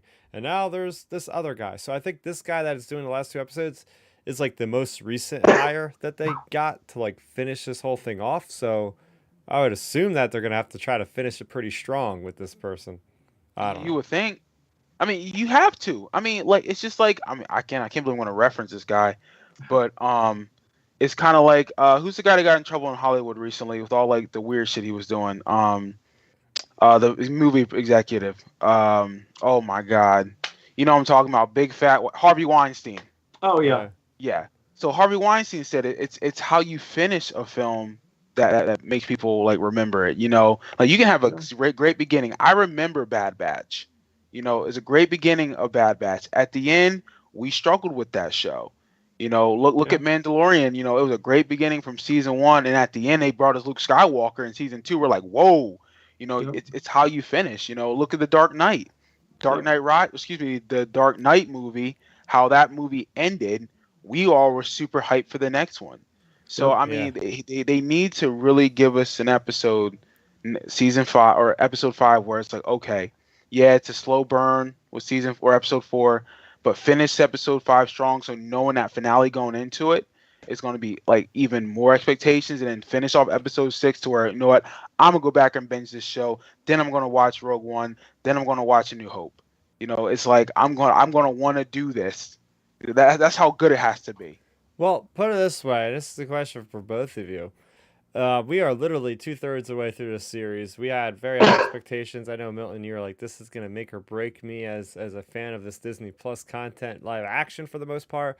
Do you feel like with this episode being so-so, with the previous episode being pretty good, do you feel like it, when it's all said and done, if these last two episodes are incredible, if they're amazing, would that make this series still one of the better things Star Wars has made, or you feel like the damage is done at this point with this episode, where it's like you're Right. gonna look back and be like, well, that episode in the middle kind of sucks, so could have been better?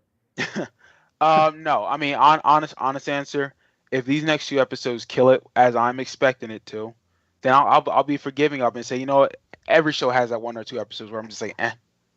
Again, Arrow is one of my favorite shows. Season 1 and 2 are so good, but there's 1 or 2 episodes in season 1 or 2 that are stinkers. But I love that show. I'll go back and rewatch that at least once a year. Again, this has this one kind of a stinker episode, but if episodes 5 and 6 kill it, I'm rewatching this show every year. Just say, oh God, Obi-Wan, I'm gonna put that on. So I don't think this will break me, but if these next 2 episodes are trash, first of all, y'all know about it, and two, I'm be like, okay, I can't do this anymore. I'm not watching any more series for a while, because it's like, why put all this effort in and hype this show up and bring back Hayden Christensen and Ewan McGregor and not do justice by those two guys who have given so much to this property, and the fans are really embracing them now. Because here's the thing: if this sucks the next 2 episodes, then all that hate is going to go back to them, and for some weird reason, because fans can't help themselves, and that's not fair to them, especially to Hayden. I don't think it's gonna be bad enough to where it's gonna hurt the character of Obi-Wan, simply because No, Ewan yeah, McGregor is an executive producer as well. So he has right. creative control in what happens on this series, and that was part of the deal. I'm pretty sure it would be like, yeah, if you really want to do this show, you got to give me some creative credit on this thing. So Right, I hear I what you're saying, think but let's be with real here, though, too. that, Go ahead. I'm sorry, Chris. Go ahead. Uh, Chris, I hear you, but it's like, come on. Like, we all know Kathleen runs the show, and, you have not Bob Iger. Who's the CEO now of Disney? Some other guy. And then, oh like, yeah. there are higher ups up Bob there that, Chapek.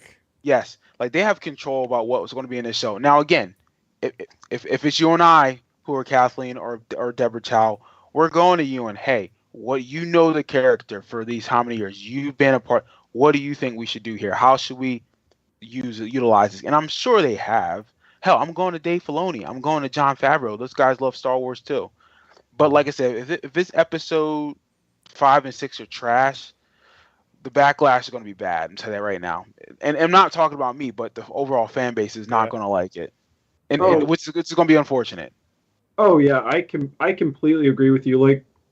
Not to like dive like too into the negative stuff, but it is the reality of Star Wars and Star Wars fandom. As we open this podcast talking about, is like, you have the immediate fallout instantly on social media, whether Mhm. people like it or not. And the thing is, if these next 2 episodes bomb, or even let's just say the next episode's great, and then if the finale is really bad, let's just hypothetically say it's really bad, then the thing is, we're going to have the fallout just like we had after episode 8, in my opinion, because Facts. fans love these characters so much in Obi-Wan and Hayden as Vader, and fans love these characters, and the angle that will be taken, and it's a valid angle. It's not even an angle of like toxicity or whatever. It's like, it just feels like when they keep touching these legacy characters, they keep fumbling them, because like look at Boba Fett. Like, we can all agree Boba Fett in his show was a completely different character from Mando, like completely different character in my opinion. So like, they keep like I'd say fumbling these legacy characters, and then you have all the issues with Luke in the sequel trilogy, like things like that, and it's like that'll be the angle people take if the finale is not good. But in my opinion, I think it will be, just by the way. I think we'll be too. Yeah. For the record, yeah, I think it will be, just because like the way they've talked about it, the way obviously, I mean, if it's not, Kathleen's words are going to completely bite her, because she literally said it's like the fight of the century or whatever. So yeah, so like that's big. That is big. So like this has to be an amazing fight, because I mean it just has to be. Like it has to be. And I think it will be. I really do. Just the momentum of the show, the way it's going. Like I really don't see it failing, in my opinion. Like I just don't. I think there are too many. I think there are too many positives that outweigh the potential negatives. I mean, at this, let's look at this story from like a macro level. What is the purpose of the story? In my opinion, the purpose of the story is to show, Obi-Wan. Obviously, the show's called Obi-Wan, but to show us him in his lowest point of life. His lowest point of life. What does it take for somebody to have hope again? Star Wars always comes back to hope. It's Leia's thing and everything else. So it's like, what does it take for a Jedi to reclaim his power of the Force and to get hope literally in the dark times? So we got to end this series with him at a very hopeful time, him believing, where we see him in A New Hope, where he's a lot different than he is here now. So there's that. There's the whole thing with Leia, seeing her beginnings. That's part of the point of this, right? Reva, whatever her direction her storyline is, they're putting so much effort in there. So that's like unresolved right now. That's another thing I wanted to get more out of, is like I feel like we still don't know enough about that character right now, which makes it a little bit hard to like kind of root for her if you want to, because there's really no story so far that's really in depth. Yeah, I mean these next two episodes, they have so much work to do. And again, I'm hopeful that they thought about that and say, listen, these first four, yes, we're setting up the finale, but we still have a lot of character we have to tell. We still have a lot of backstory to fill in. We have to really get to our crescendo, which will be that ultimate lightsaber duel. But obviously, how are we going to conclude this to where it doesn't break canon? Two, how do we make Vader think that, okay, now Obi-Wan is dead? Because he does kind of say it in A New Hope. He's like, Obi-Wan's alive. And Tarkin says, really? Like, I thought he was dead. So they have a lot of things they need to do these next two episodes. So they need to give themselves some time, and hopefully they decide to make them longer so they can flesh all that stuff out. Oh, yeah. Between obviously, like your points you made, Milton, like the macro answers of Vader and Kenobi, like you're going to address those type of things. And then even for like our newer characters like Reva, like so far to me, like I've said up to this point, I've really enjoyed Reva. I've enjoyed Moses's portrayal of Reva, etc. But like looking at it just from a straight up story point of view, like she's been a one note villain basically. Like she hasn't like shown. She's had some moments where she's shown potential. Like I feel like the biggest moment in her character that she's shown a potential crack in the bad armor was when they were looking at the path in that building, when she was looking at those symbols. Like she didn't look like menacing or anything. She looked like she was like reminiscing or thinking like sadly about like her past or whatever. So like I think that's the only potential character moment we've had with her that has shown kind of like a crack in her like bad guy armor or bad girl armor, I guess you would say. Right. And I think there's potential for that. If they do turn her, it'll be something along those lines of like, I don't know, like, the whole like looking at the bigger picture of things, because like, why would they do there's an African-American girl in the beginning of the Order 66 scene at this show. Like that has to be Reva, like has to be. So my thing is with her, like, I feel like there's just at some point just naturally in the show where she's going to be like, I don't know if I agree with all this stuff anymore, like, and maybe we'll get that. And the thing is, if we don't get that, if she just stays like a villain, it'll be like, whoa, like you just kept her completely one note and like, not changing at all. Like that'd be weird because like even Vader has cracks in his arm. He eventually turns. Like, so it's just it'll be interesting to see the arc her character takes too. Yeah. Yeah, for sure, for sure. They gotta do something. That's the cool thing about the show, right? Is they have these legacy characters, Leia, uh, Obi-Wan, Vader. You know what happens to them. But you got these two characters in Tala, which I really enjoy. I think her character is really cool. And then Yep. Reva. So a couple other things I want to mention, and this is just from like a generalized Star Wars storytelling perspective. And you guys in the chat, you can comment on this as well and see if you agree with me. I feel like this episode was just like a redux and a remix of A New Hope. So follow me on this one. So we have some people infiltrating an Imperial base. Hey, that happened in the first Star Wars.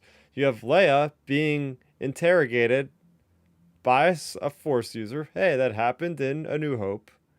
You have the tracker being planted on the ship, which is the same thing Vader did. Which in return, you could say that's like a what is it called? They go back in time. That's maybe how Vader learned how to do it from Reva. He figured like, oh, that was a good idea. I'll use it 10 years later. But this is just like a small like microcosm of the greater Star Wars universe right now. And you can go into Mandalorian. You see a lot of this there too. It's like Mm. I get it. Like nostalgia is a huge seller, and this has been going on though for like 7 or 8 years now with these films and these series. So Started with it's Force like, Awakens. yeah, you gotta start getting more creative with your own plot lines. Like we've paid enough homage to Star Wars at this point that I think it's time to like set up some new cool things that can get referenced 20 years from now. Be like, hey, that happened in Obi-Wan. Let's bring it back. We can't keep doing, oh, we're bringing it back to A New Hope for like 100 years into the future from now. Like it's starting to get old, and I can call it back from like I can see it instantly every time. Like, up this guy wants to get this in. They want, so you can only get so far. And like Chris Force, he's saying is you get bored. I'm like, yeah, I know Right. how this is gonna resolve. I've seen it happen before.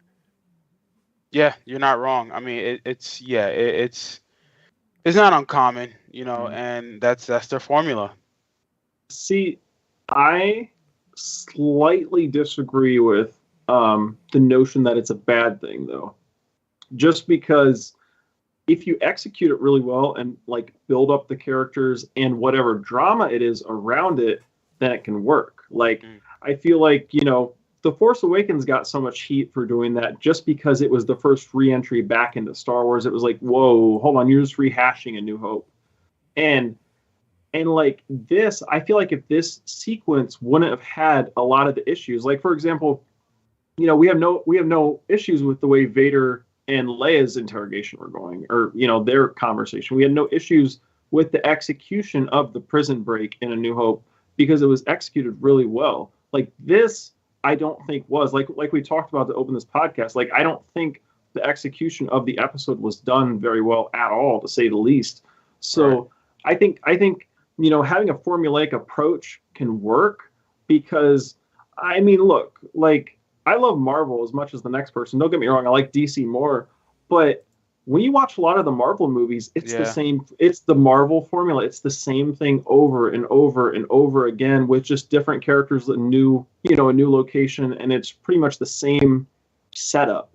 And like I feel like, and the thing is though, I say that I'm not saying that in a negative way because it's successful. Marvel's successful about it because they give you intriguing characters, intriguing story points, etc. And I just feel like the execution of this episode just wasn't done well.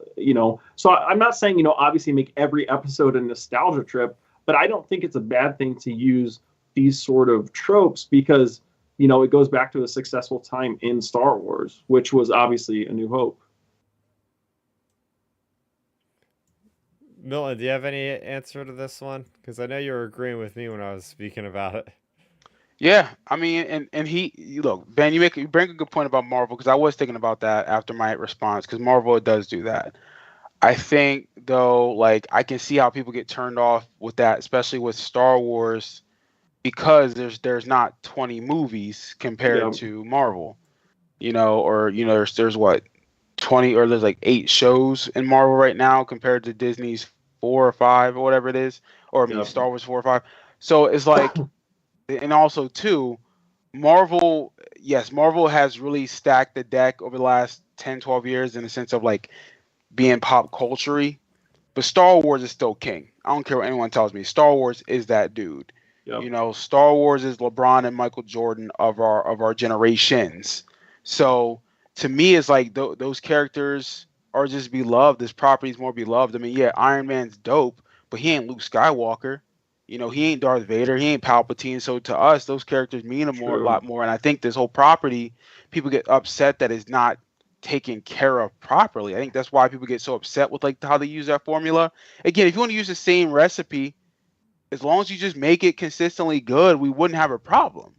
Yep. However, I think people get upset when it's always these ebbs and flows, or you add that weird Mhm. ingredient. That don't make no sense to that. Why would you add that to chocolate chip cookies? No, it's chocolate chip cookies.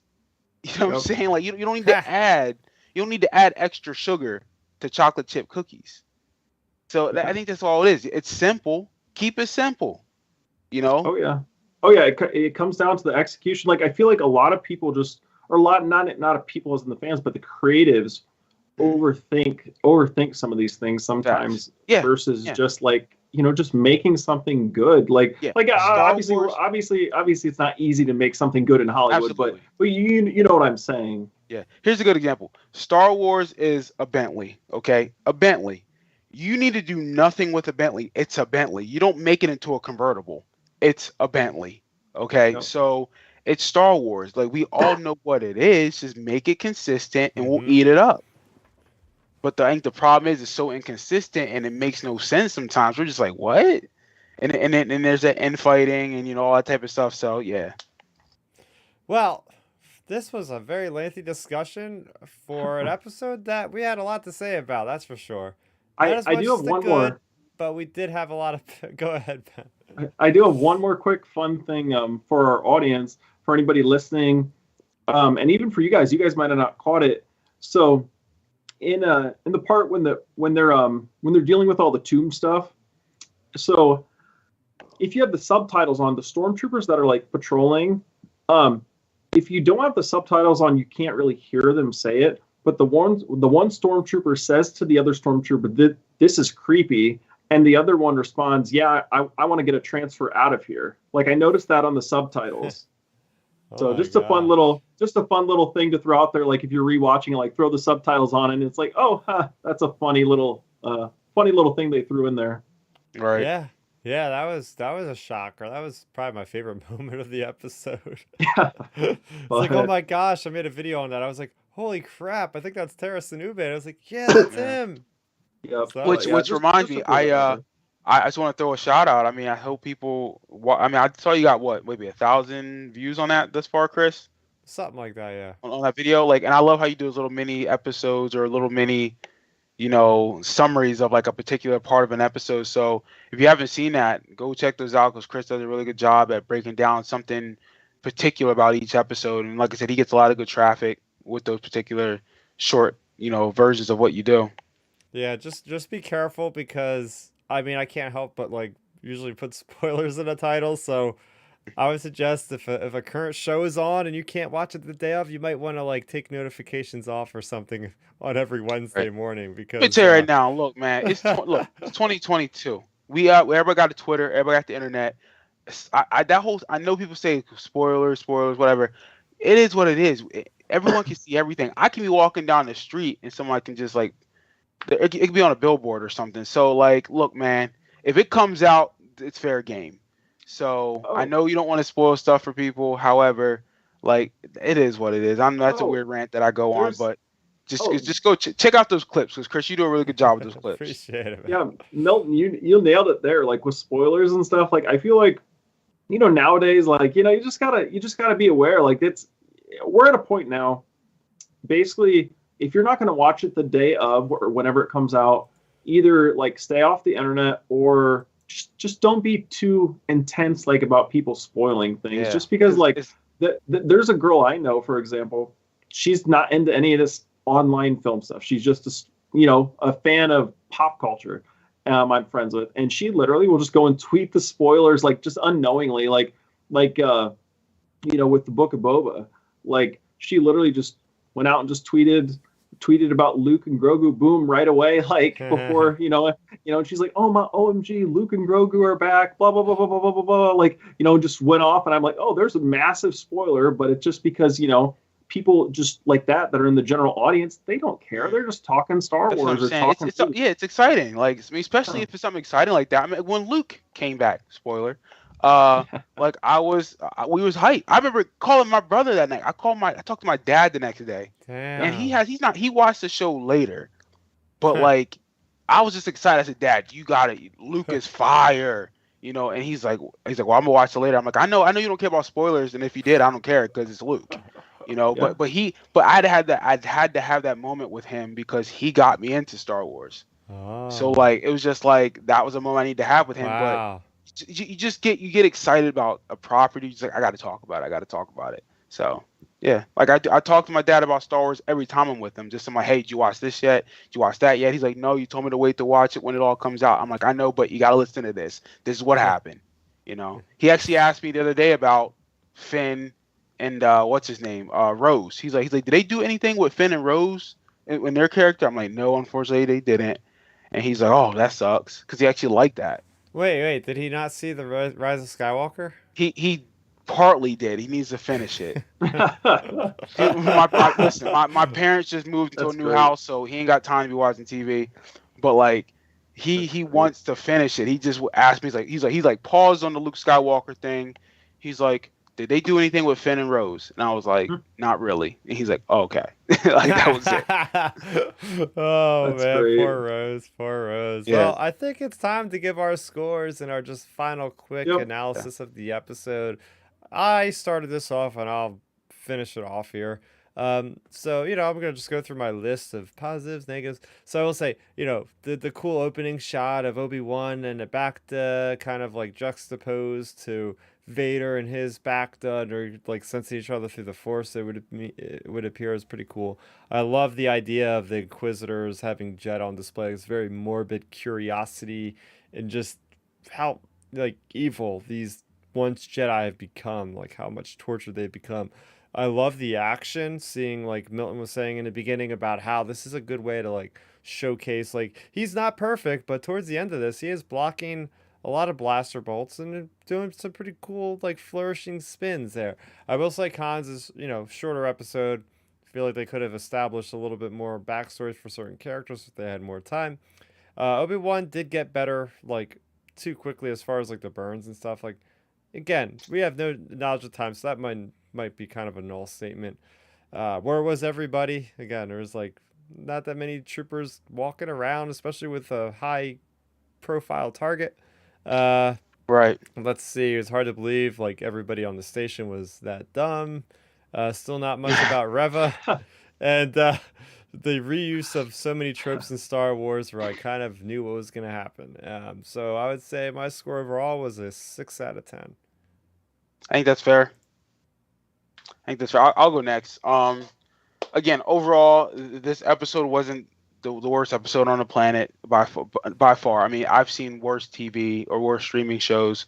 I think we're all just disappointed, slightly disappointed, let down, because the first 3 episodes set us up for like, man, this show has really been consistent. Even episode 1 and 2 were really, really good. Episode 3 set us up for like the second half of like, okay, this is what we're gonna look forward to. 4 just was that roller coaster dip where it's like, why aren't we staying on the same track? I like the action with Obi-Wan. I liked some of the music in this episode. I like Yeah. what they're trying to do, but there's things that they needed to do that they didn't do, if that makes sense. I think that was a potential for some backstory to be told, especially with Obi-Wan and Anakin in the back of the tanks. Like they could have drawn it out for 10 minutes. If they'd have started that episode out, jumped to those 2 guys in the back of the tank, linking in the Force with a flashback, that'd have been a great way to start that episode, just to show that bond and how they're both linked to each other. That's a missed opportunity. So I say there was a lot of missed opportunities in this episode. So I think for me, Score would be, I think, 6 out of 10 as well. All right, 6 out of 10. So we're gonna finish it up, Ben. What's your analysis and score out of 10? Yeah, I'd say overall the episode was fine. I mean, it wasn't horrible. It wasn't even good. It was just fine. Nothing too spectacular about it really, other than the Obi-Wan parts. I feel like were great. Tala was really great as well. I'm really liking her character, even though I just feel like the more and more we see her survive these events, makes me think she's probably going to get taken out in the next couple episodes, unfortunately. But I'm really liking her character a lot. And I just think the episode as a whole had a lot of issues in it between the interrogation scene, the cinematography was kind of weird and really weird actually in some points, and then to me like some of the biggest like plot holes or plot points I feel like they have to be explained away. Like it's just weird, like as you mentioned, Chris, like you have a high profile target. Okay, so we're just going to leave the base not heavily guarded. Okay, we have a high profile target. Like, why isn't Vader coming earlier? Why isn't my first initial reaction, I'm going to like stick to that why was Vader and the other Inquisitors like presumably just out on lunch break when Reva had this high profile target? Like, even at minimum, if she was waiting to surprise Vader, like, why didn't she tell the other Inquisitors? And to me, like, I just felt like that was a big issue with the episode. And to me, the only really logical answer for that is like for them as a, from a writing standpoint, I guess if, you can't really have Vader and the other Inquisitors there because if they are there, then there's no way Obi-Wan rescues Leia. So like, it's just kind of that whole thing of like, okay, we can just kind of look the other way for it because that's the real world Star Wars answer. Like if they're there, Obi-Wan's not rescuing Leia. So I mean, you have that, but yeah, just overall, those are some of the big issues of the episode. Some of my positives, and for me, I just have to agree with you guys. I would give this episode a 6 out of 10. And then, actually, another thing to throw into the kind of downsides of the show. So far as a whole, not even just this episode, I feel like the music is really lacking on this show, like extremely. I would disagree. I love the Imperial theme that they have when they arrive at the base. Like it gives me that Rogue One feel. But other than that, I haven't really noticed. I mean, I am getting the Obi-Wan thing a lot. Like that's starting to become very prominent finally for me. So I would say between that track and the Imperial track on Fortress Inquisitors, I'm actually digging some of the music. I would like to say all of it, but not just it's in spurts for me. Like it hits sometimes. I'm just like, oh, okay, I can like when it hits me when I pay attention to it. I'm just like, oh, okay, because sometimes the music, a lot of times, Ben, the music I don't pay attention to because it's not memorable. Yeah, well, see, that's the thing I think about it is like I feel like with Star Wars, this is a whole nother podcast, but I feel like with Star Wars, even with shows, you have to create memorable, good sounding music. Like even to me, I think the Boba Fett score is really good. Like the main, like the hoo-ha, like the theme or whatever, like with Boba Fett, I think that is really great. And like the Mandalorian score is good too. The Mandalorian score is good. I think the scores in both of those shows have been miles ahead of this show so far. Yeah. But that's a whole nother podcast. So for me, yeah, as I said, I would just give this episode a 6 out of 10. And we're just going into the next week with high hopes for the remaining 2 episodes. Like I think they should hit, and we're heading in that direction, hopefully. Yeah, and according to Tim Sheets in the chat, he is saying it seems like they need about 4 more episodes to really make the story full and good. Well, hopefully they just do like hour-long episodes, and that'll account for it. Tim, if you're listening, if you've known the show or been listening to us for a while, and I've said it from day one, these episodes have to be long, especially for a miniseries. If this was 10 episodes, I'd be fine with 45-minute episodes. But they're 6. You got to make them a little bit longer than an hour. So I agree with Tim on there. You want to give us 2 2-hour episodes to finish this off? I'm fine with it. Dead ass. I'll be so fine with it. Yeah, so there you go. That was our extensive thoughts on Obi-Wan Kenobi. We're going to throw it back to you guys. What are you going to be doing this week, and where can people find you? This week, actually, got a busy weekend. Actually today was supposed to be a pretty busy day, but things, headaches and stuff like that, it happens. I didn't really do much in the second half of the evening. But tomorrow, I'm actually being an adult for once, and I'm going to be planting some plants in my garden. So I have to go to Lowe's, get some potting oil, some soil, some plants, finish doing that project, having some family over for a barbecue tomorrow night. And I might go shooting because I plan on buying a new pistol this Sunday. So yeah, just adulting around my house, getting some stuff done, and hanging out with family and popping off some caps. Oh, nice.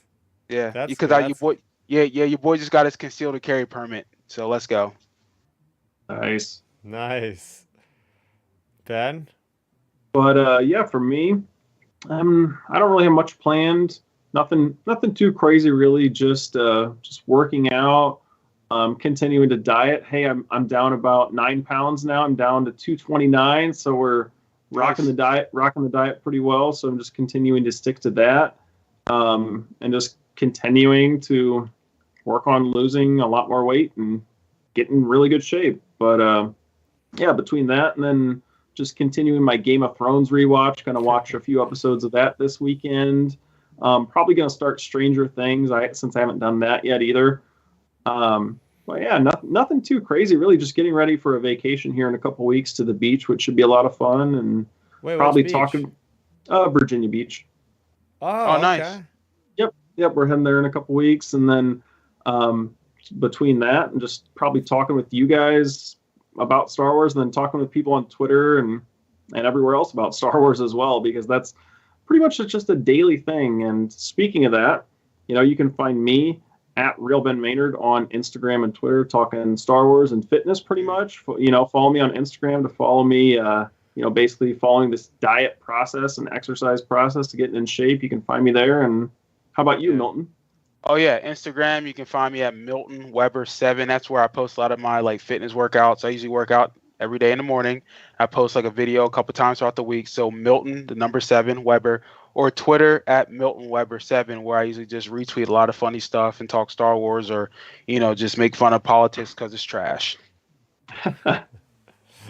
So there you go. Make sure you follow those guys. They put out some really cool stuff throughout the week. And as far as me, if Tim Sheets is still in the chat actively, he's gonna appreciate this one because I know he's also excited. I know he does the miniature gaming with Star Wars Legion. They have a huge release coming out. If all according to plan, this upcoming week we are getting, basically think of it as the scum and villainy of the Star Wars Legion factions. So we're gonna Hmm. get the Maul DeLoreans. We're Nice. gonna get that Maul with the dark saber. We're gonna get Gar Saxon. We're gonna get the Pikes. We're gonna get the Black Sun. All these different kind of rank and file soldiers. They're revamping the mercenary rules, so I'll be able to have Cad Bane with my scum and Nice. villainy guys. I'll be able to have Nice. Bosk, all these guys. It's gonna be freaking awesome. So yeah, they just released like all this Legion news like literally yesterday. Yeah, yesterday. So very much looking forward to that. I picked up a Cad Bane yesterday because he used to only be on the Separatists, and now that I know I can use him with another army, I'm like, I gotta get this guy painted up quick. So Hmm. I'll be probably finishing him off, starting him tomorrow, and finishing him tomorrow. Other than that, yeah, just look out for, like Milton was saying, look out for my Obi-Wan little companion videos, I like to call them. So usually I'll just pick out something that intrigues me the most and put up a video as fast and as early as I can. That seems to work usually. Yeah. So that is going to do it for us. Make sure you subscribe to the channel, of course, as always, to make sure you find the latest up-to-date videos and hit that bell notification icon, guys, because sometimes these videos can get lost in the feeds. But if you hit that button, you'll get a notification straight to your phone of when we go live, which is usually around 9 o'clock Eastern. If you are listening or you're watching, we would love for you to listen as well. So if you listen to podcasts, do us a favor, go over and subscribe to the Outer Rim Transmission podcast on Spotify or whatever podcast platform that you listen to. Because, hey, not all the time do we have the luxury of just sitting down and participating in a lively discussion like we had this week. Speaking of which, we had Tim Sheets, we had Chris Forsyth, we had Dark Nerdy Gonzo, we had uh, CG or somebody at some certain point. We had Star Wars Timeline, my good old buddy Ben. So you can join the lively and fun discussion that we had this week by stopping on by. We might, shout you out as we do often throughout our conversations, citing certain people, if you get your questions in there or whatever. And we had a great time with that with the trivia, so I really want to get started with that again. We'll see if we have another slow week. We'll bring that out. So there's another benefit. If you guys want to participate in Star Wars trivia and beat us three guys, or at least those two guys, 'cause I'm not really participating, then stop on by and keep track of your answers, because we're gonna do like a whole season's worth, hopefully, of all this. So there you go. There you go. Thanks for everybody for stopping by. This was Outer Rim Transmission number 61. We'll see you again next week. For Milton, for Ben, for me, Chris, aka Starrapter. Thanks for watching End Transmission.